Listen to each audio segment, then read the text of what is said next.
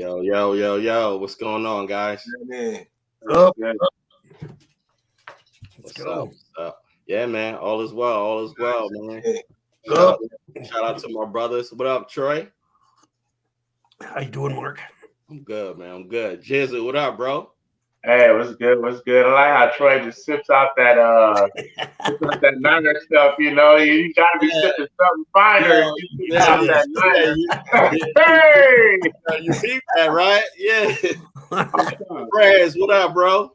We good, man. We outside, man. Yes, sir.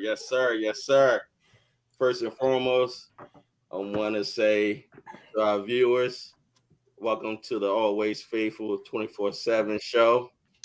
I'm your guy, Mark _Faithful87. I'm with my brothers, Troy, Jizzle, and Prez. You know, hey, man, we just here to talk, Niner football all day, every day. Every day. We always faithful here. Always. We the faithful huddle. So, That's right. Yeah, That's right. Let's talk about it, guys. So what's on your mind, man? What y'all want to talk about? What's up? Man, I just feel like, the way the NFL just been going, like they don't give you a break in this offseason, man. Like I would say this is like this is the most craziest offseason I've ever saw and I can ever witness. And just for Tyreek.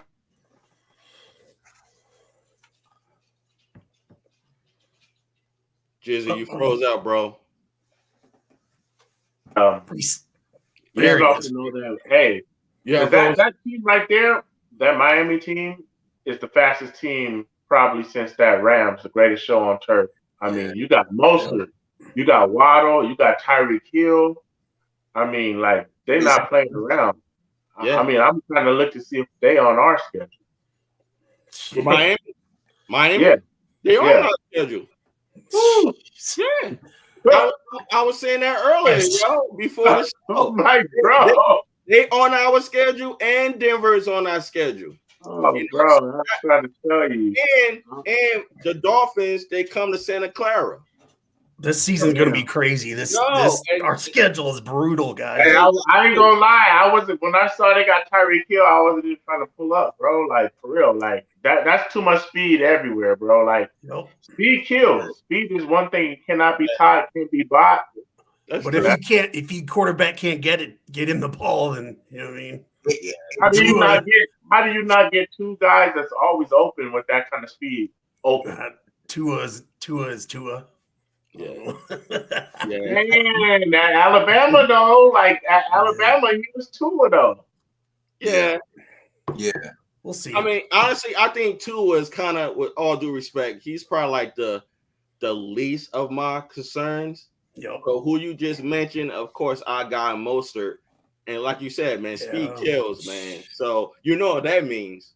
Our linebackers, they're gonna be busy. We got the linebackers for it, though. We definitely got the linebackers for it.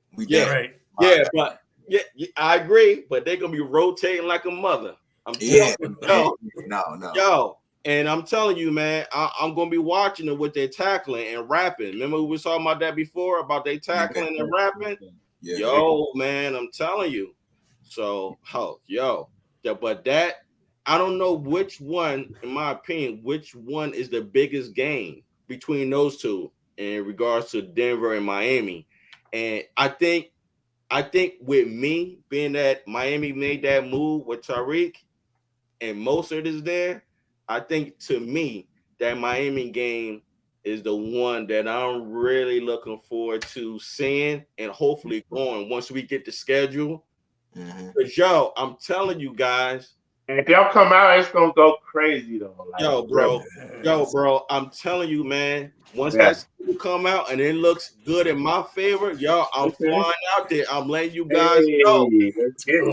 Troy, I'm letting you know. Prez, I'm letting you know. Jizzle, you're already out there, Jizzle. I'm letting you know. I'm out here, bro. I'm waiting on y'all, man. I'll pick y'all from the airport, like all y'all, bro. I waited the whole day. I think that Miami game is my high anticipated game than Denver. You feel what I'm saying? Because I like and enjoy matching up against Russell Wilson. So I'm looking forward to that. But back to Miami, yo, just seeing Mike McDaniel versus Kyle Shanahan, the GOAT. Yo, man, that's gonna be that's gonna be epic, man. Yeah. Teacher versus student, right? Man. That's gonna be epic, man. Yo, Prez, what you think, bro, about that game? No, I think it's definitely going to be a good match. I mean, definitely we know McDaniel's going to know how to maximize the speed. I think the thing for us, man, unfortunately, because you're watching all these teams get built in a speed level, you're watching a lot of teams invest from the offensive side. And the thing that is always going to be in our favor is we got the best run game in the league. And so off that top, it's where it is important for us to shore up this line. We got to make sure that this line is shored up because we need to be able to run the ball. We can't have what happened in the NFC Championship game against the Rams happen where we couldn't run the ball. We can't have that happen. But also with Trey back there, there's just going to be a whole nother dynamic to a lot of different things. And so it's going to take a few weeks, I think, to set in. You know what I'm saying? We gotta make sure that Trey is just advancing. We need him to advance week by week, in a sense, and kind of build everything around that. But I think the defense going to be there. We know the run game we need it to be in the same level. But if we doing that, man, we running the ball, we playing defense, bro. It really don't matter. I feel like who's on the other side because we're going to be able to control the clock in most situations. Yeah. And give Debo the ball more than one time in the fourth quarter. Yeah. That's an idea. Yeah. Man. Yeah. Well, the thing is, man, everybody got worked up in a frenzy today because Tyreek got the big contract, $30 million a year, and everybody was like, "Man, now we got to start thinking about trading Debo." And I'm like, "Bro, chill, you know what I mean?" For one, Debo proved how important he was to the offense this year. He was 80% of the offense. Think about how important he's going to be transitioning Trey Lance, though, who hasn't not a lot of experience in big games. He's going to depend on Debo. That's going to cost that. So actually saying that, I don't even really feel bad about what we did in free agency this year, knowing that we're going to pay this guy on the importance of our team as well as Bosa. And I wouldn't mind if we just signed Arden Key and Jason Verrett. Just call it a day. You know what I mean? Hands down, and then going to the draft. I totally feel that. Yeah, 9 picks, right?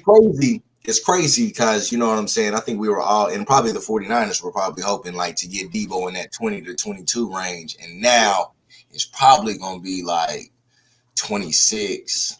27, 7 range. You know what I'm saying?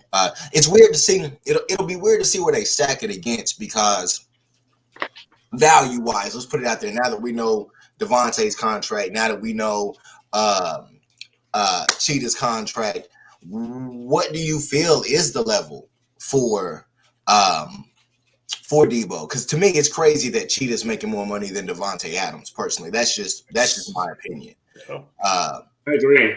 A short receiver, I know how fast he is, but a short receiver, you got to think of the longevity of it. Any little loss in speed, and it's a wrap for his career. You know what I mean? As far as what he wants. Because he got a ring. He got a ring. That's why. That's that money. Yo, I'm telling you, man. His agent, whoever he is about that ring. He got that ring. He got that ring.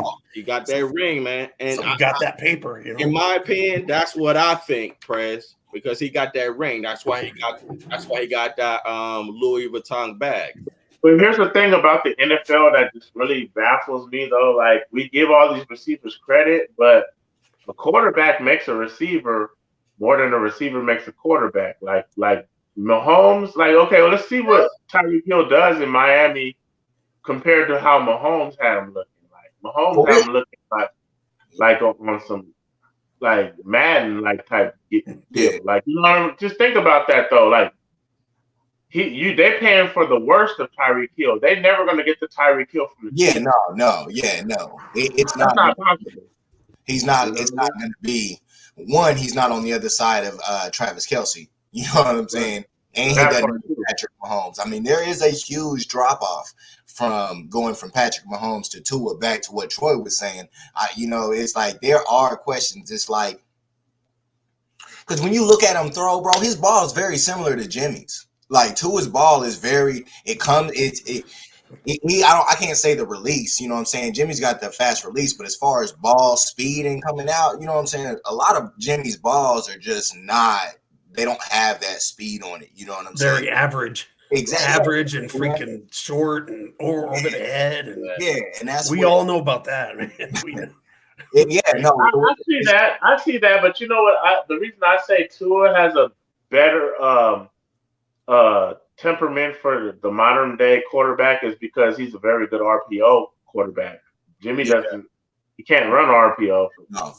And that's where you can make your skill set stand out in this new age. And so I think he could work with this speed. I mean, obviously they saw something in his skill set because Tua likes to throw a lot of slants anyway. So hey, slants to Tyreek Hill and Waddle. Come on, man, those get cribbed. Yeah. They was moving. Tua and Waddle was moving at the end of last year, bro. They had really, but obviously they played together too. So it's that. Which to break away, and there's a dude on. There's a question on the YouTube side that says, just to address at some point, it says, does the draft have that much talent to pin on the draft? It's from Lozo Kennels. Yeah. So that's kind of a question that he just popped up. But I mean, it's definitely going to be interesting kind of to see how they got. I mean, on paper, it's complete, and so McDaniels can handle it. And so it'll be good. They're in a good spot for sure. I think the Jets are in a good spot. I mean, I think Salah's done a lot this offseason too to put them kind of in a good spot moving forward. It's good to see both our coaches doing their thing, man, and setting up squads. And if you look at it and pay attention, they're setting up squads on the same parameters as how Shanahan built his team. Right. They're using a blueprint. The blueprint. I was gonna say, that's the blueprint, man. That just makes the AFC even more crazy. Yeah. I mean, for real. All them over there just going to eliminate each other. Yeah. And it just did like a year, man. It's crazy how it just went from the NFC being completely dominating to now this offseason, and it's like everything flips on it. So the way I can look at it is, of course, the AFC conference is way more dominant than NFC, but if we just the NFC's never been this open as far as we've been following the Niners. It's never been this open. If we would just handle our business, get through the NFC, we play the most beat up team that makes it through the other side. That's right. If you look at it that way, we in the catbird seat. Right. Absolutely, man. It's good for us. But I would tell you in regards to Lozo, shout out to you, Lozo. We appreciate your comment. In real life. Yo, honestly, I'm really looking forward to Christian Watson, but I really don't know what the 49ers. He's going to the Chiefs now, bro. He's going to the Chiefs now, bro. I already can tell you that right now. I hate to say it, but yeah. What? Yeah, Christian Watson's going to the Chiefs now. Yep. Yeah. Yeah, I don't think he makes that in the first round anymore. No, he ain't making it out the first, bro. Yeah. It sucks, man, because when you watch it, when you see Tua and Waddle, when you see Burrow and Jamar, you know what I'm saying? You see these dudes that are carrying over from the college, you know what I'm saying? Mm-hmm. Damn, I definitely want Watson, man, but it just that's why I brought him up. Cool, man. Trey and Watson, shoot. But you think about it, we got 9 picks. We got 9 picks. If you keep in mind, we can trade at least 2 to 3 picks to move up. Yeah, but we got too many needs on the offensive line, just like Fred said, bro. We can't. Yeah, but think about it. Gotta have depth at that critical. Yes, I agree. I want Christian Watson too, especially when you unite him with Trey Lance, but. Man, I just don't think you can afford to trade all your picks just to move up from one guy. I just don't. But right. I mean, you're wrong. If he's a superstar, it's just there's no. It's why, man. It's like I wish the Julio situation. So can somebody? How does it work for those post June Shout out to 10. Yeah. How does the post June cuts work? So like, when can I know how basically it works. Basically, if you cut somebody, 40% goes less to your dead cap. Like you know how when you cut somebody who has a big contract, there's a dead cap hit. So basically, after June 1st, they give you a 40% relief on that. Basically, it's like a tax relief, basically for so can you not. Julio sign with somebody right now or no? Oh, there's a sign. He can sign right now. Yeah. Yeah. Not right now. You're a free agent. Yeah. Yeah. Yeah, And man. they can work out any deal, and they can get him for cheap if he decides to negotiate that contract for your team. So, yeah. You want to read? You want to read? You want to read that, Troy? Denise G, what's up? Hey, I made it. Thumbs up. Yeah, What's up, Denise? we all Thank you, made it. Denise. We all made it. We all made it to Wednesday. Yeah, I was talking to her earlier. We're glad that you made it too, Denise. Thank you, Denise. We appreciate your availability and your time and your comment. God bless you. Yes. Yeah. To go back to Lozos, and I hope I'm saying that right. I do think in our areas of need, as far as is speed, edge rusher, and offensive line, there's definitely enough for our needs. There's definitely enough for our needs, even where we're at. And so I think the draft does work in that situation. For sure. It's just we still got questions about safety. And you still got questions possibly about wide receiver. And it's not so much if we could predict in a perfect world, if we knew that Kittle, Debo, Ayuk, JJ were all going to stay healthy and we're going to play, we set. You know what I'm saying?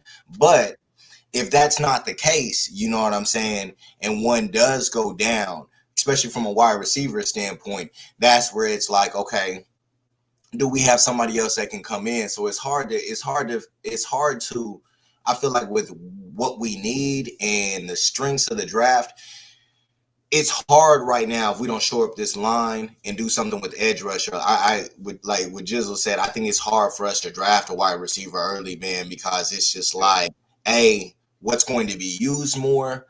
That's where Julio comes in. You know what I'm saying? It's just we're really in a weird spot where it's like we have some cap room to get it done, and they can obviously move people around and stuff. So we can sign pretty much whoever that they want to, but it's just we ain't in that locker room, we ain't in that front office, so we don't know how they view and what they view to be most important.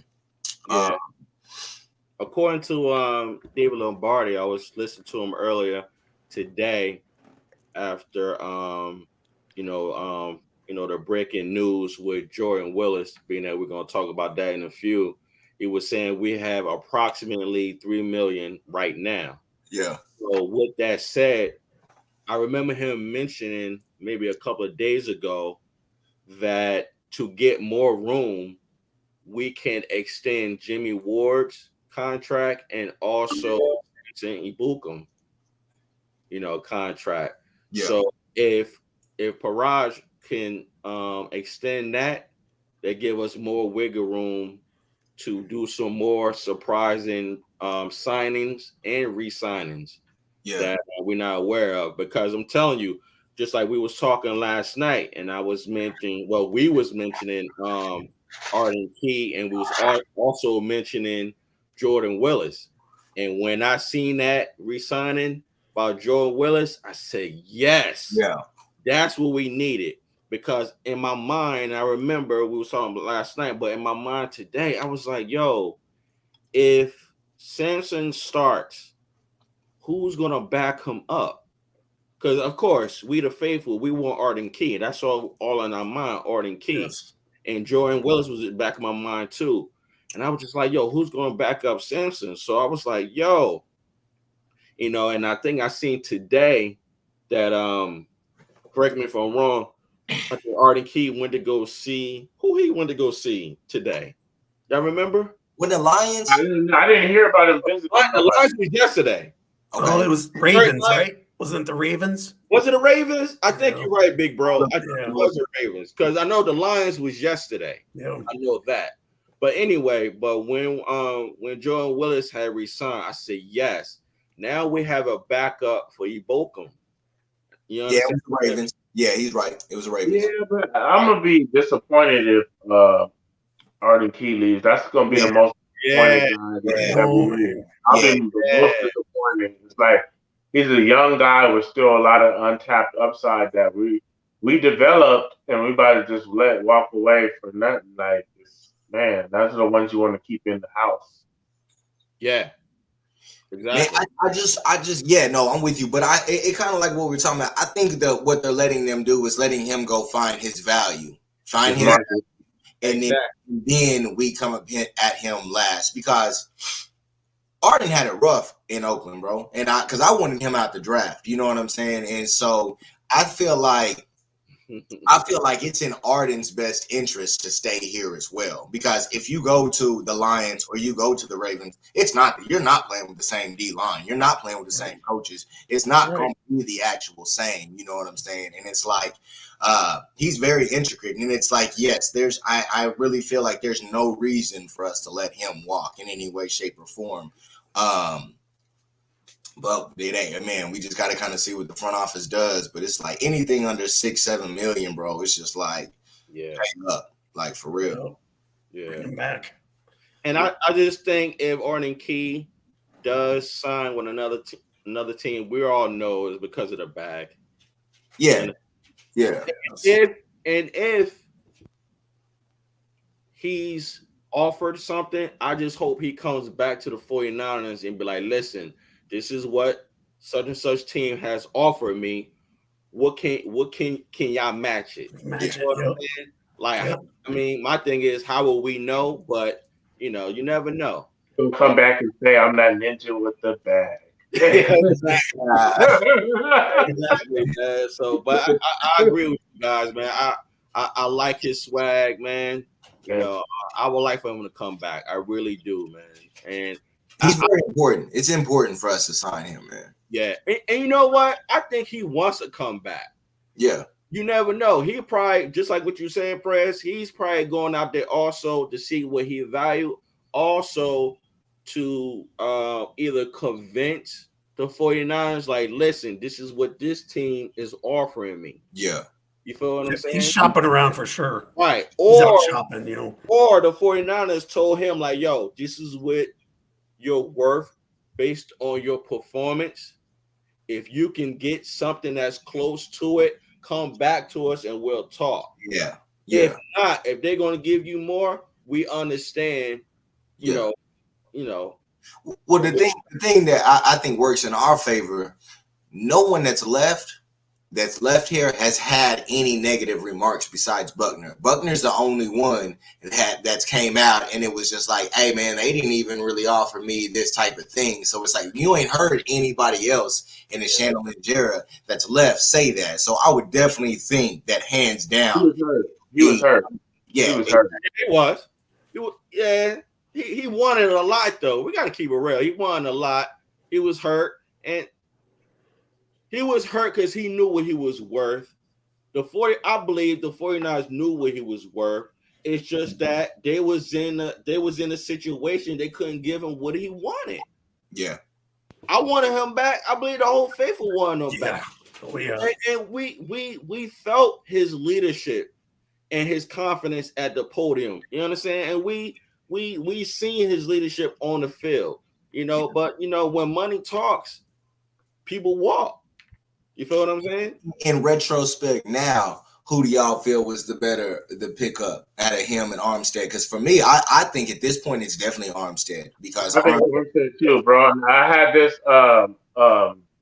debate with, matter of fact, they're a Cowboy fan, but they was telling us how they wanted to, at the time, they wanted to say, hey man, look at y'all fucked up, y'all lost Buckner.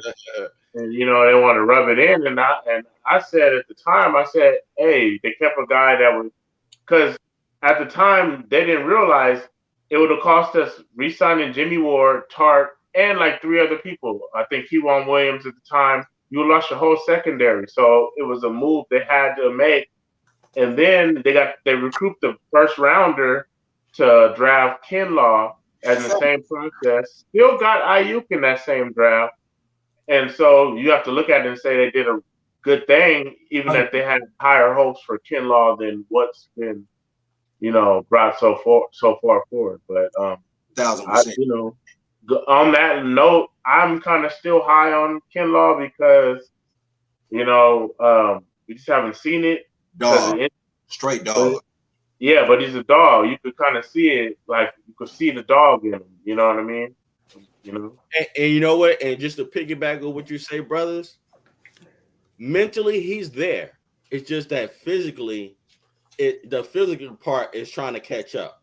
You feel what I'm saying? And being that he's in the healing and strengthening process, I'm telling you, man, he's gonna be ready.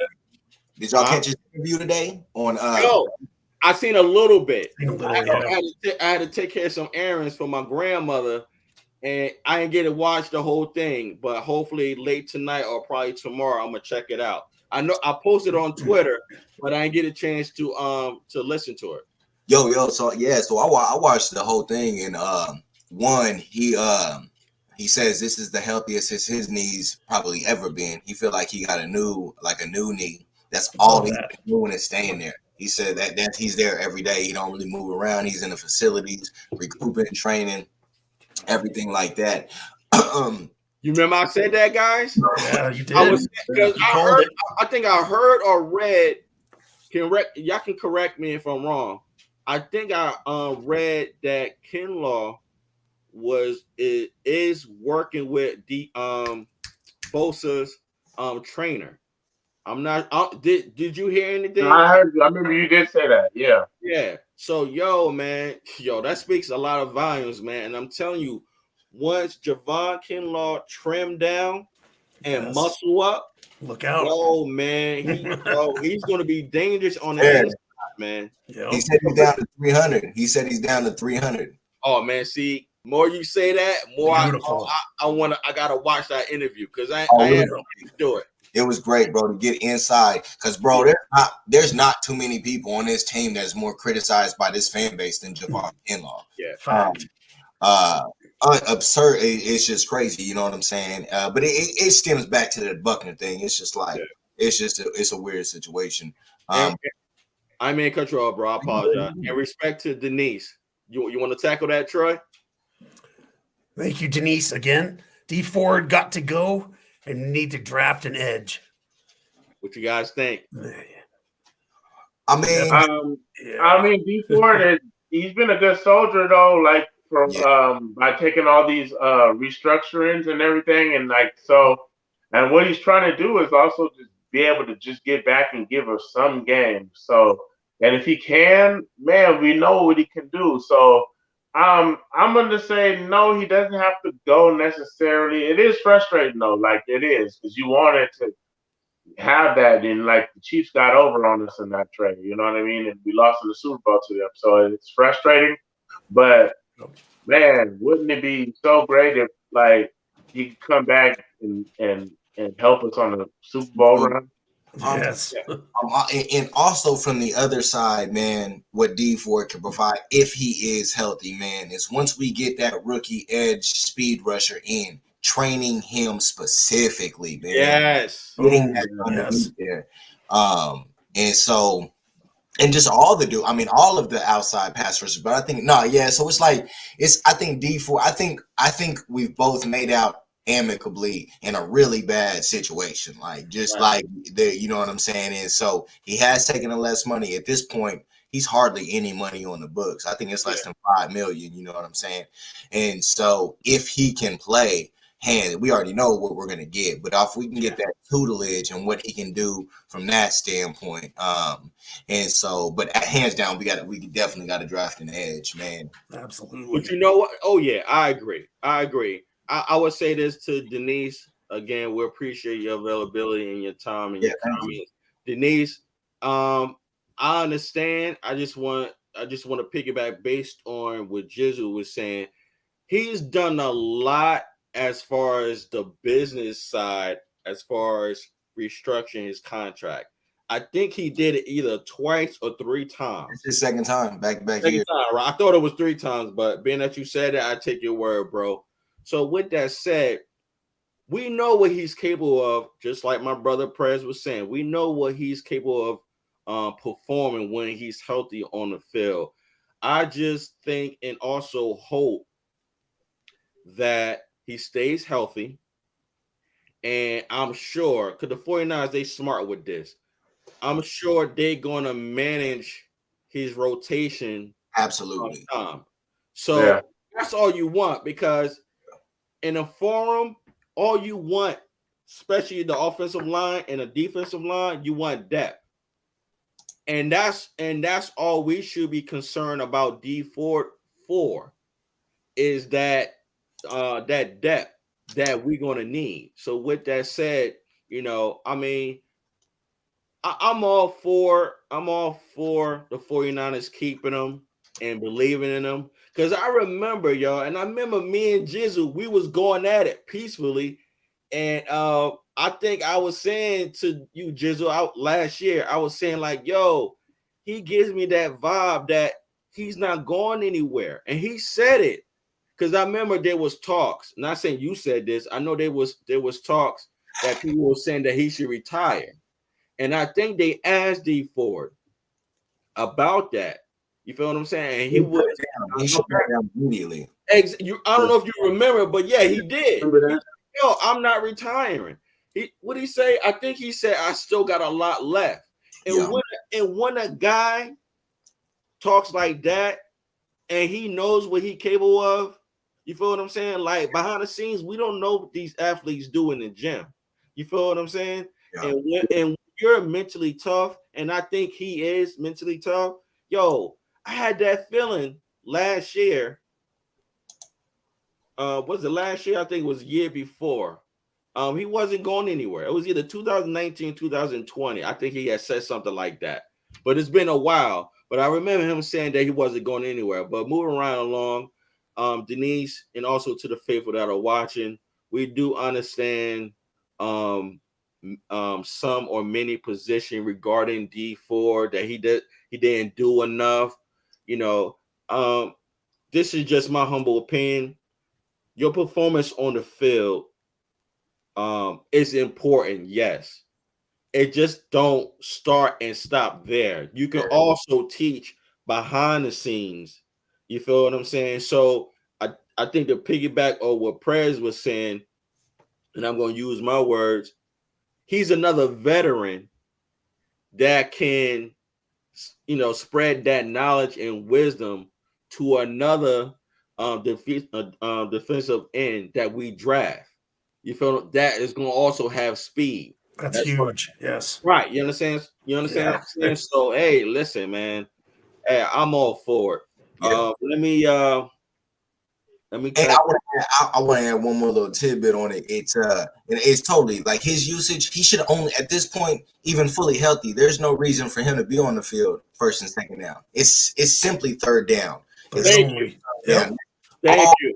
Him for, and I think that's how the Niners were using him last year before he got hurt with that back injury, and that's how it'll go moving forward. Because if he is healthy and he is coming off the corner, mixing in a rookie second or third round edge rusher opposite of Bosa, there's so much to be added to that, especially if we can somehow get Arden coming in through the middle as well. And right. It's we're in a situation where we've waited it out long enough to where now it's an absolute positive situation with D Ford in every sense of the word. When his cap hits $5 million, like there's nothing in my opinion that we can lose from D Ford. And if you even get anything, it just is insurmountable compared to who else they have on that line for sure. Yeah, y'all. Shout out to Lozo. Lozo said he or she is talking about Javon Kinlaw, about the interview you was talking about. He or she said his ass popping. Yeah. I don't know. I haven't seen the interview yet. I seen a little bit, but I was too busy. Yeah.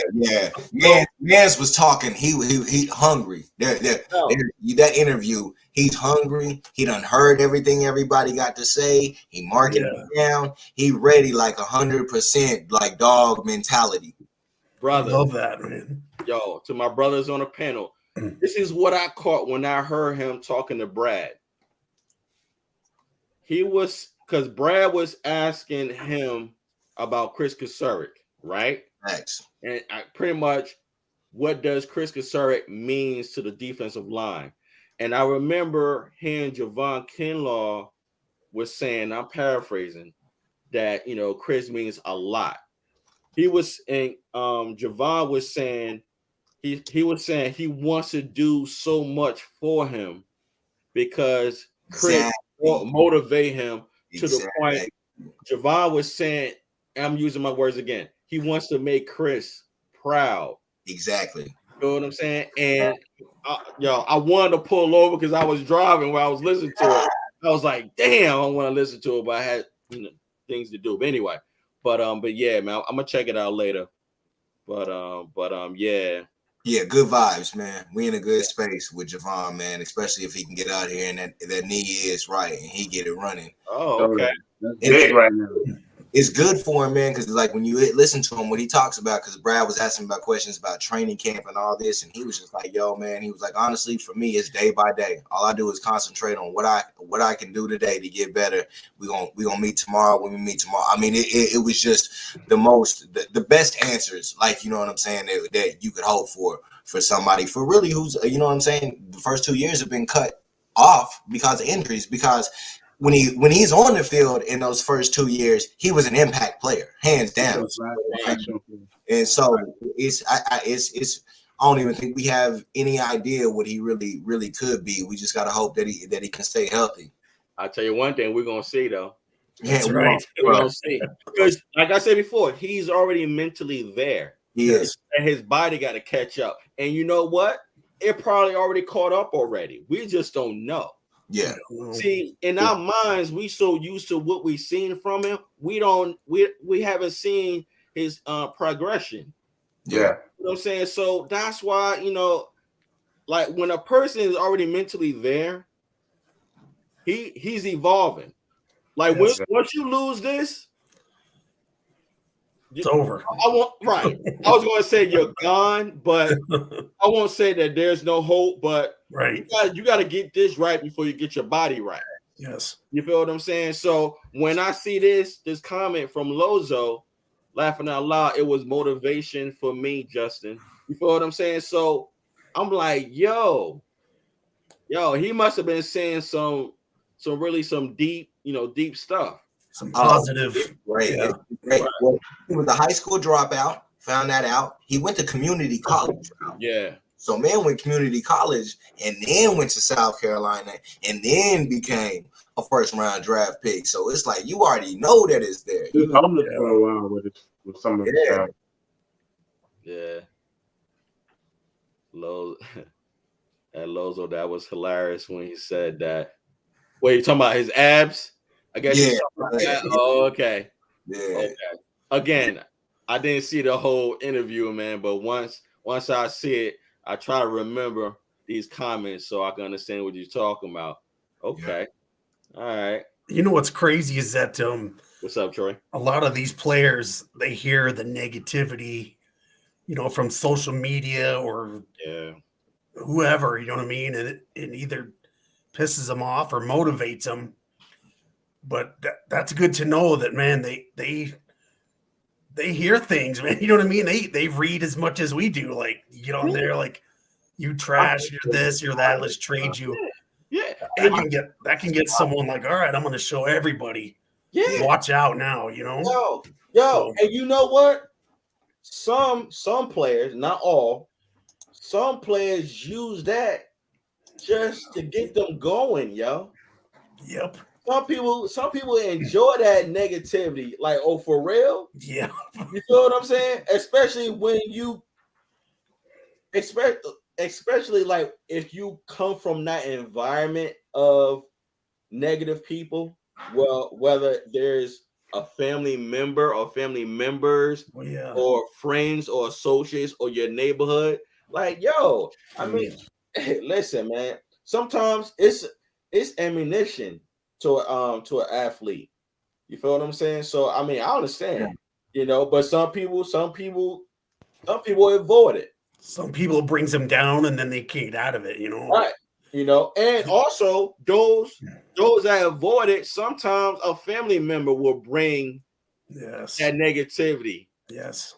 You feel what I'm I'll saying? tell you one thing that motivates me about Javon Kinlaw, and I wonder if you guys remember this, but when we first got Trent Williams over, he went up against Kinlaw, and he said, man, he has all the makings of a future All-Pro. He felt that power and that natural raw athleticism, That's big time. He don't have to go out of his way to say anything. He's established what he is. He's a silverback. You know what I mean? Right.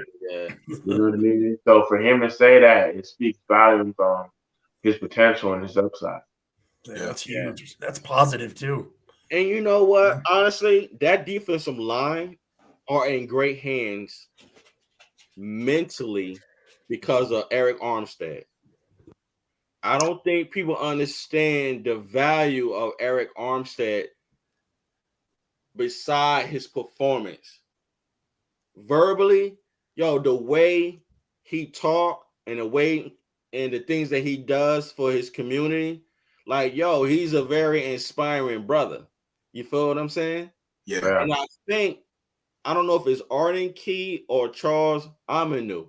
One of them two are very close with Eric Armstead in this past season.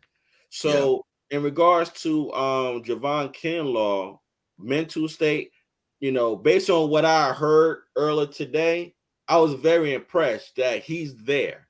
You feel what I'm saying? It's just that physically, we don't know or see that he's there because we haven't seen any film of him.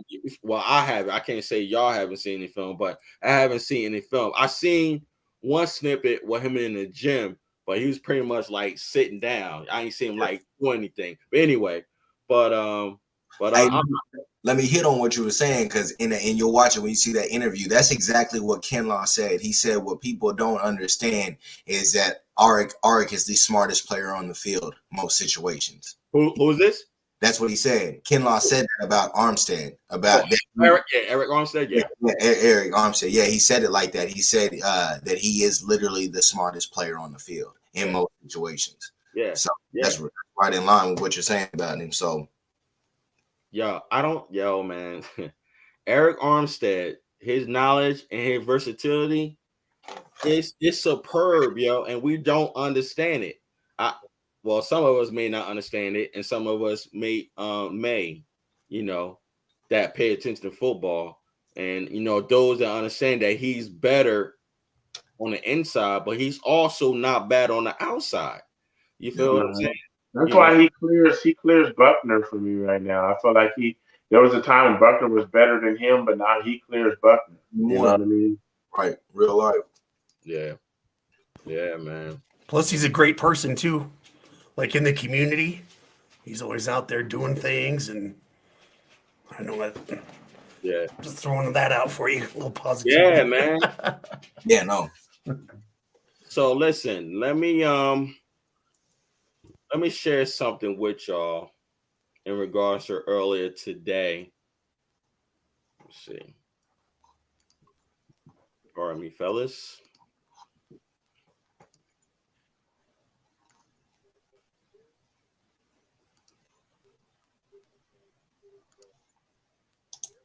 Y'all can see that? Yeah. All right, great. Yeah, man. So earlier this morning, when I seen that and read that, I said, "Yo, man." One thing about Matt Miyoko, when he speaks, and this is just me, when he speaks, I pay attention, man. Okay. He be knowing things that we don't know and don't understand. Okay. Jizzle, you want to read that? Okay. From Matt Miyoko, if the 49ers had that $25 million cushion right now, it would not change their approach to free agency.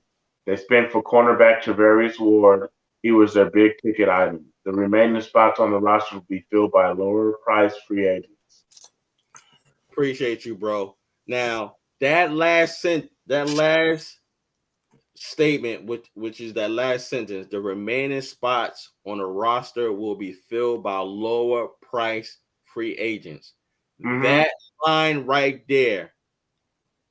I mean, I pay attention to the whole thing he said, but that line right there, we gotta show that some more attention, man. Yeah. You feel what I'm saying? Because remember we was talking yesterday, and I was saying that we're improving quietly. Yeah. And big. I agree. I see the vision, but this leads me to a tweet I saw earlier on Twitter today where I think it was from Niner Nick, and he said, that's all fine and well, basically, the gist is what he's saying, but like he wants to see a Super Bowl. He's a little younger than most of us on here, and I saw one, and I had to agree. I feel him, like, you know what I mean, the temperament of different fan bases depending on what age you are. You know what I mean? And we might have a little bit more patience because we saw that one, at least in '94. We remember that one real good, and then you may have saw the '88 one, right? But a 49er fan that hasn't saw anything, they're not as patient with this like slow build, brick by brick thing that we're patronizing as far as selling to the fan base. Yeah, like they seeing the Rams just. And they signed Bobby Wagner, I believe, today, right? And so they're seeing them making every move they need to make. Odell Beckham, Jalen Ramsey, whatever we need. Stafford, you know, while we just sit back and do the smart, frugal bargain shopping thing. And it's cool, you know, making NFC championships is cool. Yeah. Making it to a couple Super Bowls that we lost, I guess you'd call that cool, but I feel it though. I feel especially the younger fan base. Yeah. That, man, they want to see some action, man, some tender satisfaction. Yeah. Nobody has patience for it anymore. They want it right now. That instant satisfaction, you know what I mean? Yeah. So, yeah. And I was looking at from that tweet. What, can you bring that up again? Well, that tweet? last one I had? Yeah, please. I just want to see I was focused on the last sentence, like you said. I'm gonna have to with the lower. What was it say? Lower. Yeah. Does that mean like we're gonna be paying them less than others, or is it? You know what I mean? Like, what do you think that means? I know what it means. It means it's basically gonna go for like how I said, if we can get Arden Key for a cheap thank you, bro. tender or whatever, and then get Jason Verrett for the league minimum. You know, filling out your roster with guys you know that can give you some value, but not breaking the bank. Because it all goes back to Bosa and Debo's upcoming. Yeah. Okay, so lower priced free agents, but that doesn't mean like lesser players, though, right? That doesn't mean like not necessarily. Here's a third stringer or whatever. You come up with a steal, like, you know what I mean? Like, we stole Arden Key. He was a lower price free agent last year, and he turned out to be a stud. Right. You know what I mean? So you come up with those ones throughout your, you know, scouting and your due diligence. You know? Yeah. And to kind of add on it, I kind of look at it is what they kind of like what y'all were both saying is that we always kind of let free agency dry out. You let all these big signings go, and then you start to find those dudes that maybe have found themselves not getting the offers that they want. And so you get better value for the contract. And it's like, I think that's something that we do very well. But just like Jizzle said, there is a point, and it's really hard, you know what I'm saying, when now we're being constantly compared next to the Rams and how they do it. But I'll be honest, man, like, I don't feel like the Rams have done it the right way. I think that they kind of like, it's hard to say fell into a ring, you know what I'm saying? But it's just like, I don't know, man. It's not because people are gonna say, well, they got the ring and everything. It's like, yeah, man, but they don't have any. I mean, I'm more than fell into a ring. I look like they bought it, like, you know what I mean. And it's like, I guess you can buy anything can be bought. You know what I mean? So some people will be like, oh well. My response to that for you, Jizzle, is if we don't have Jimmy G with these, do we lose that 10-point lead in the fourth quarter? Like we gave that to them. That's where I'm getting at. That's how I look at it. It's like, bro, y'all couldn't even beat us the third time. It took Jimmy G doing Jimmy G things. You know what I'm saying? For us to, and I love Jimmy, man. Bro, I am such an advocate for Jimmy, and it's just changed over the years. But it's just like that's where it's just like we've seen the blueprints in the NBA. I mean, in the NFL, and even in the NBA, and it's the Patriots way. It's the Patriots way, man. It works, and they do it a lot of the same way that Shanahan and Lynch have done it this way. And so it's just weird, man, because we just keep choking, bro. Like we just keep choking. Like we just keep choking it away. You know what I'm saying? Because outside of that, what are people saying? If you don't choke away that 10-point lead, what are people saying about the Rams? Like y'all gave everything in the world, and it's just like they gave up all them picks for Von Miller to leave. You know what I'm saying? Like that's right. That's right. So, yes, but then on the other side, it's like, man, like, you know, Aaron Donald showed up, Von Miller showed up in that fourth quarter. You know, those dudes, OBJ. In the alternate world, if we had overpaid for Odell Beckham, maybe got Ramsey when we could have got Ramsey. If we got Stafford last year and we got a Super Bowl, I'm not sitting here mad. I'm not mad. You know what I mean? You're right. Forget the future. At that point, I would be like, man, all I know is the here and now, you know, and I got a ring. You know what I mean? Yes, so that's right. I'm not gonna knock how they did it, but I can't knock how we're doing it. The Rams or how they did it, or how their GM Les Miles or Les Snead says F those draft picks. You know what I mean? Yeah. And you know what? Also, guys, we gotta keep in mind too. They were stuck on one championship for years. Yeah. One. So I mean, it was time for them, and they're like one of the wealthiest franchises in the NFL. You feel what I'm saying? So to be stuck on one for those many years, you feel what I mean? I mean, yo, it's been a long time. So just like what Jizzle was saying, I don't knock what they did, you know, because every season the goal is to win the chip. Yeah, no, ultimately. You know what I'm saying? However, when we beat them twice, I'm telling you guys, I knew the third time was going to be hard. Mm-hmm. And to piggyback on that, when we were talking last night, I had a feeling, and I said it last night, when I watched that game, the NFC Championship game, just my humble opinion, we looked tired because we was on a roll throughout the whole playoffs, man. That sets a toll on your body, man. Yes. Even we wasn't even in sync for that Green Bay game. If it wasn't for special teams, Jordan Willis and Hufanga, you know, catching that ball running the end zone, like yo, Hey, Mark, you led me to a really really good question. I have to get it off real quick right now. I get it for big playoff losses or Super Bowl losses. Do you guys ever rewatch the games? Say that one more time. I heard him. I'll let y'all tackle it. I'm gonna tackle that. Yeah. Say it one more time. My bad. So for big playoff losses or Super Bowl losses, do you guys ever rewatch those games that the 49ers lost? Nah. I've never watched a playoff loss.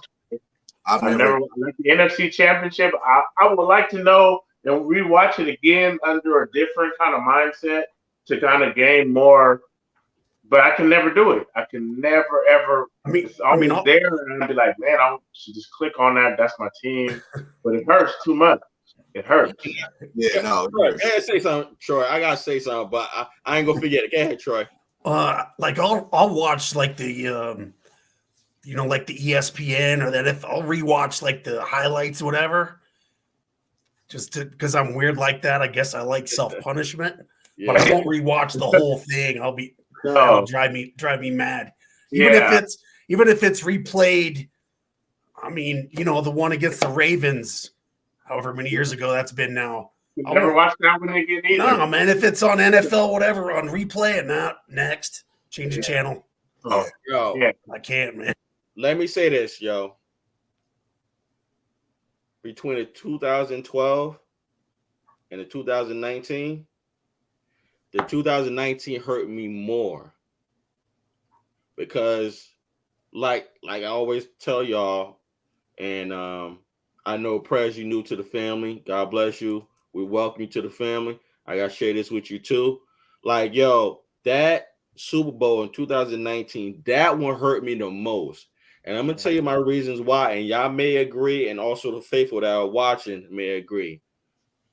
When I watch a game, I don't just watch it to be entertained. I watch the game to watch the plays and why they chose those plays. So with that said, when I was watching that Super Bowl game with my family, even my family and friends was like, yo, they are cheating the 49ers. And when I seen that, always had my conspiracy theories with the NFL, but yo, bro, and we know that, you know, The Kaepernick whole thing. I already know where you're going. We get that vibe, us faithful. We get that vibe that the NFL don't like the 49ers. Remember, Jizzle, I think Troy, we had a talk, and I was telling you, I think one of the reasons is because of Colin Kaepernick. But anyway, I don't want to go back there, but I don't want to drag this out. Man. I don't want to drag this out, but what I've seen in that Super Bowl in 2019, bro, was not fair, yo. It's like the officials, they took it from us, man. Yep. To me, they took it from us, man, and I was so mad, yo. Like how many times can you hold the Kittle when they called the push off on Kittle? That was just come on. What are we doing there? I mean. The holding on Bosa. The holdings on Bosa, and there was a quarterback roughing on Jimmy G that didn't get called. He got slapped in the face. A couple to the face. So, I mean, that's right.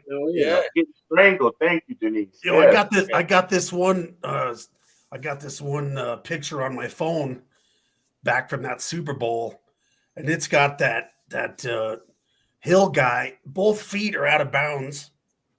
Yeah. And touchdown. Right. And it called that a touchdown. I have that on my phone, man. Yeah. But when you brought up that question, Jizzle, like I just had to be honest, man. And that was my that was the worst for me. Yeah. Because that hurt, man. We had a better team. In Kansas City, it was nice also, but the momentum that we had when we was 8-0, you feel what I'm saying? Yep. And then I with hella injuries too. We talking about 8-0 with hella injuries. Yeah, man. Yeah, that's right. Yeah. Who do you put? You watch the media. You just watch the media. The way that the media does, like the way that they circle the whole Matt number 3 and then them all being completely wrong. And then it's in the middle of the season and to watch all these same dudes with these blue checks doubling down. Doubling down. It's still Mac. Oh, that we picked that Shanahan and Lynch is fighting. It's like I've never seen anything like it. Yeah. From a media standpoint. It's it's constantly shooting at the 49ers. It's just like anybody that is an NFL reporter, whether you are Skip and Shannon, all these other shows, these football shows, it's just like, how are we going to get our clicks today? It's going to involve the 49ers in some way, shape, or form. Even this last set of playoff games that we won, right? Yeah. They were all about, wow, how did Dallas lose the game? What? Yeah. How did Green Bay lose this game? We beat them. Why every show I can't even watch? Yeah, 100%. I can't watch it. And then the media is so biased against the Niners too. It's not even just the refs and the media too. It's just like they have I don't know why they have a agenda against us. Like, you know what I mean? Like you got people lane changing like Ryan Clark on ESPN. So he was talking so much about Jimmy G, but then when Jimmy G becomes a free agent, he said, "I love him on Pittsburgh." I'm like, bro, 100%. right? Jimmy G was the greatest backup quarterback in the history of the NFL when he was Tom Brady's backup. That's right. He went to the West Coast. It's completely dude's overrated. Narrative change. It's like, bro, y'all. I just watched y'all build this dude up, and y'all basically the narrative had pushed Tom Brady out. Like, you know what I'm saying? Like, it's just a younger, handsome replacement. Man. And then when he comes over here, it's like most hated. You know what I mean?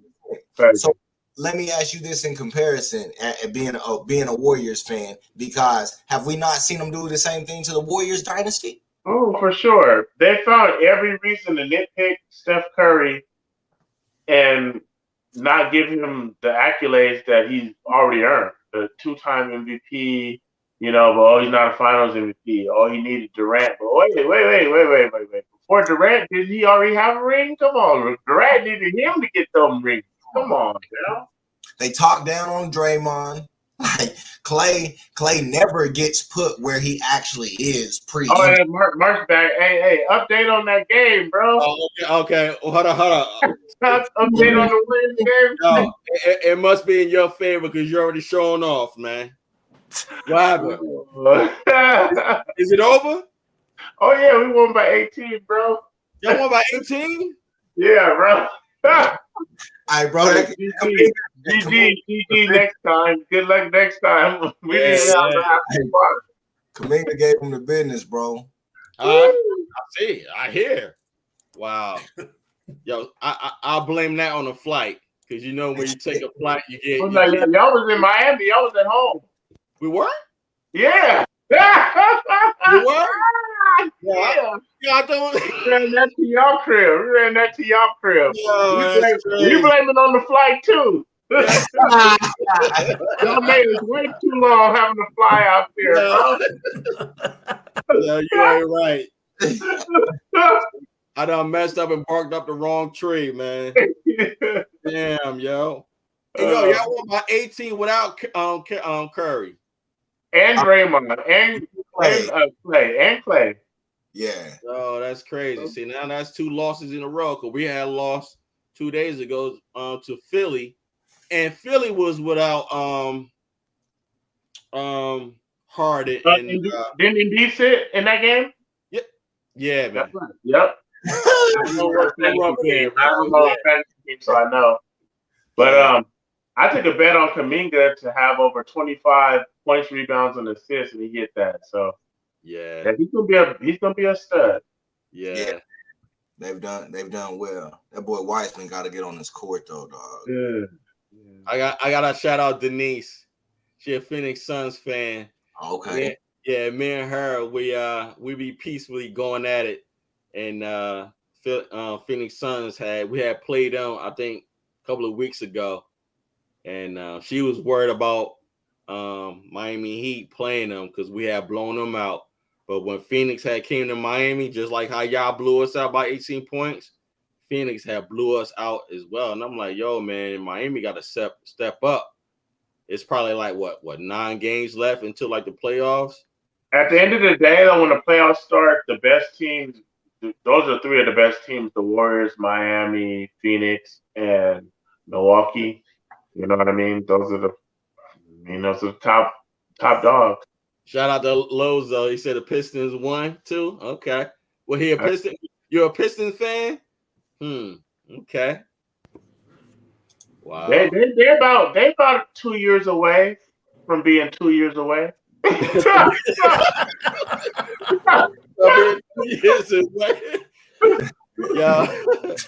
Hey, man. Wow. I expected that one, but it is what it is. But yeah, man, moving right along, man. Let me share this with y'all guys. Let's see. Man, while you doing that, they got these they got these Christian Watson highlights, man. Oh yeah, I would love to have him, man. If we just play, man. Yeah, I'm saying, man.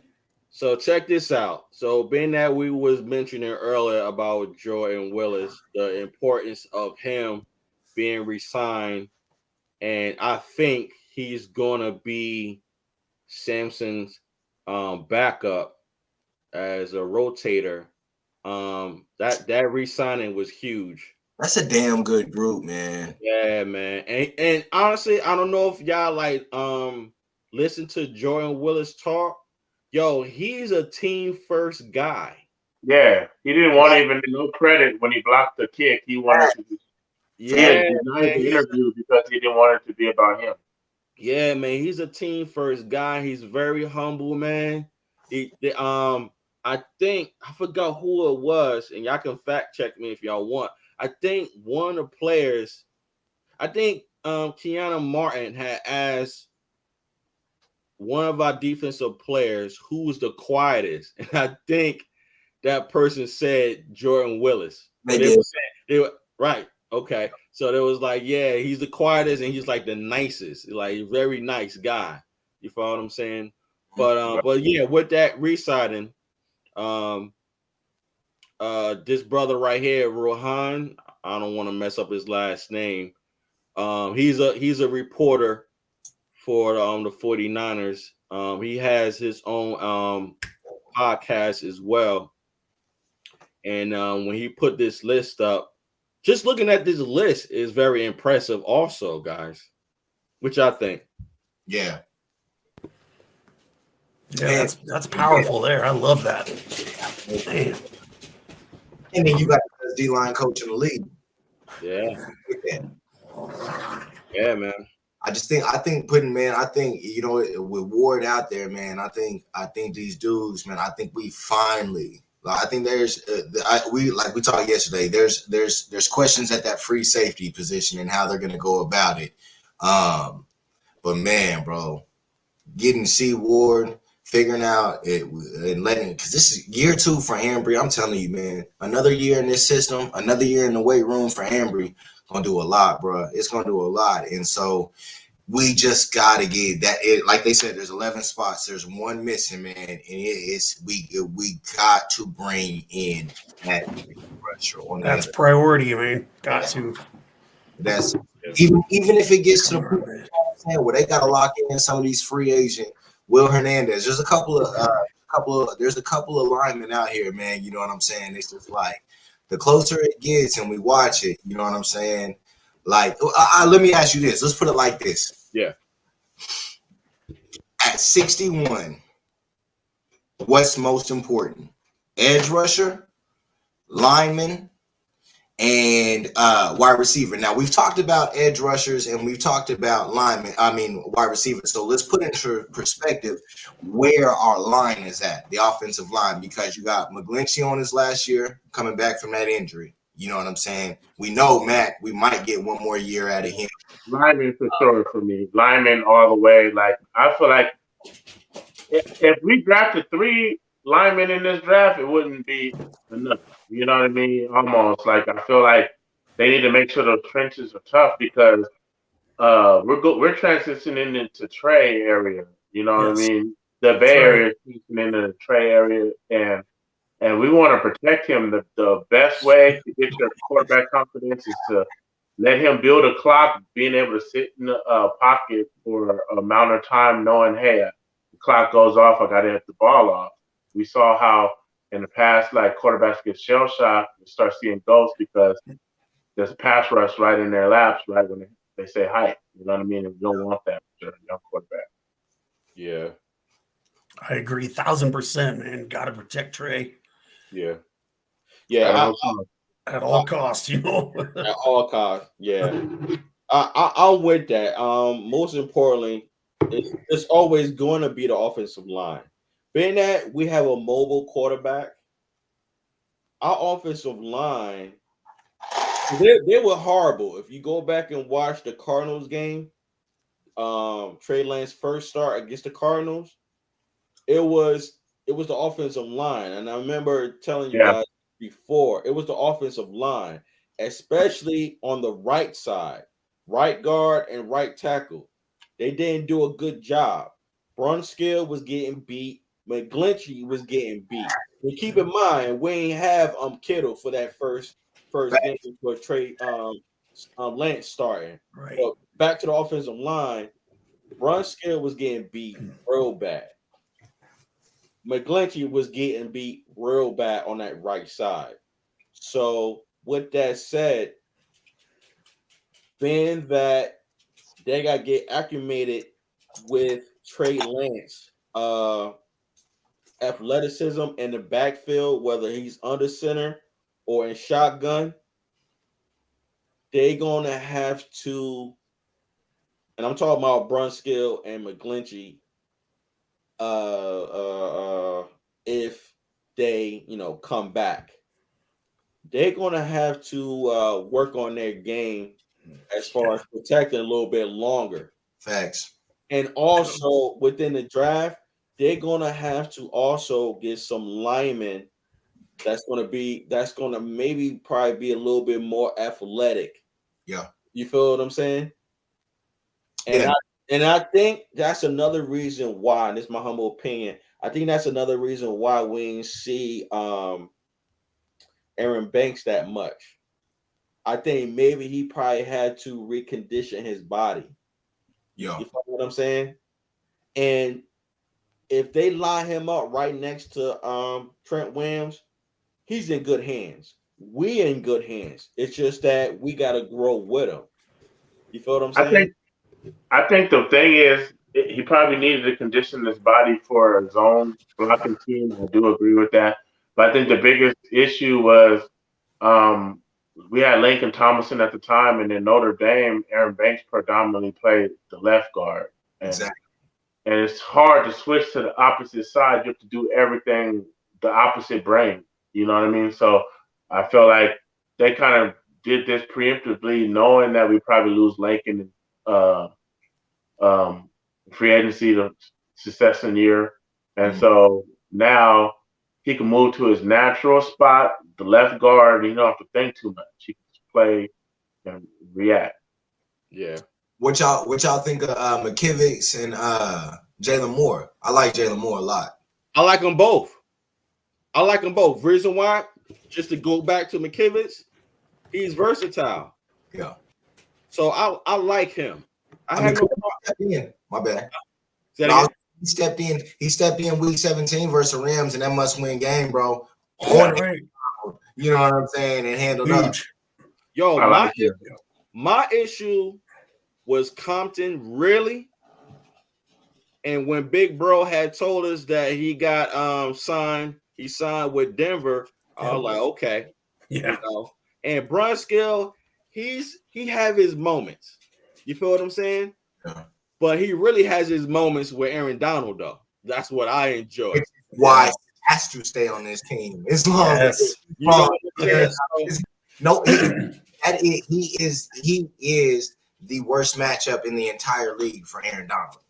And when we got to play him 2 times a year, plus I think Brunskill can play a lot of different positions, and so he may not be great. He reminds me of Dante Johnson.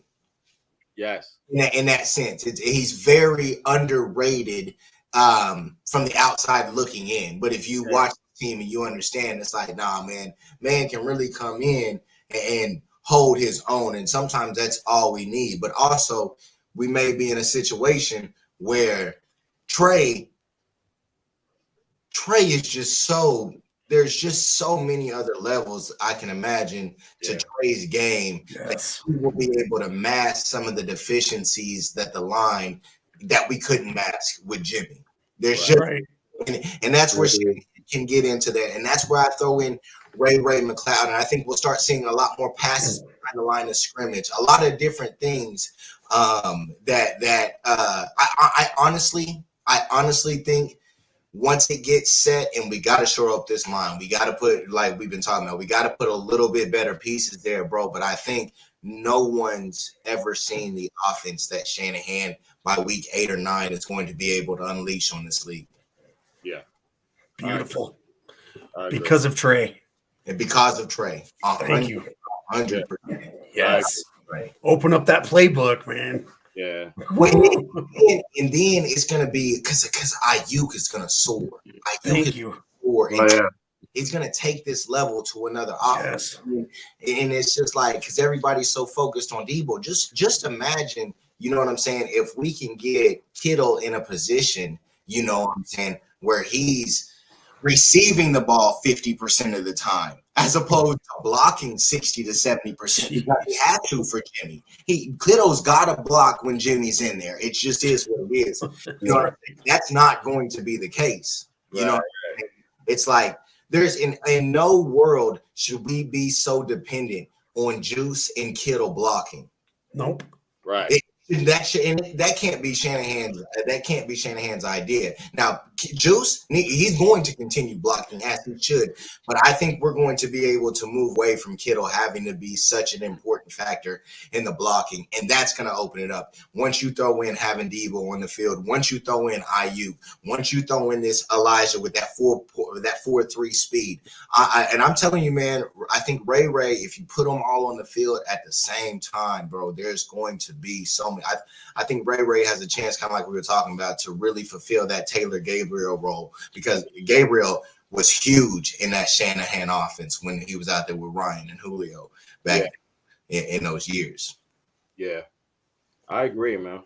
That's exciting, man, just to think about the possibility of just opening up the whole field and look out, you know what I mean?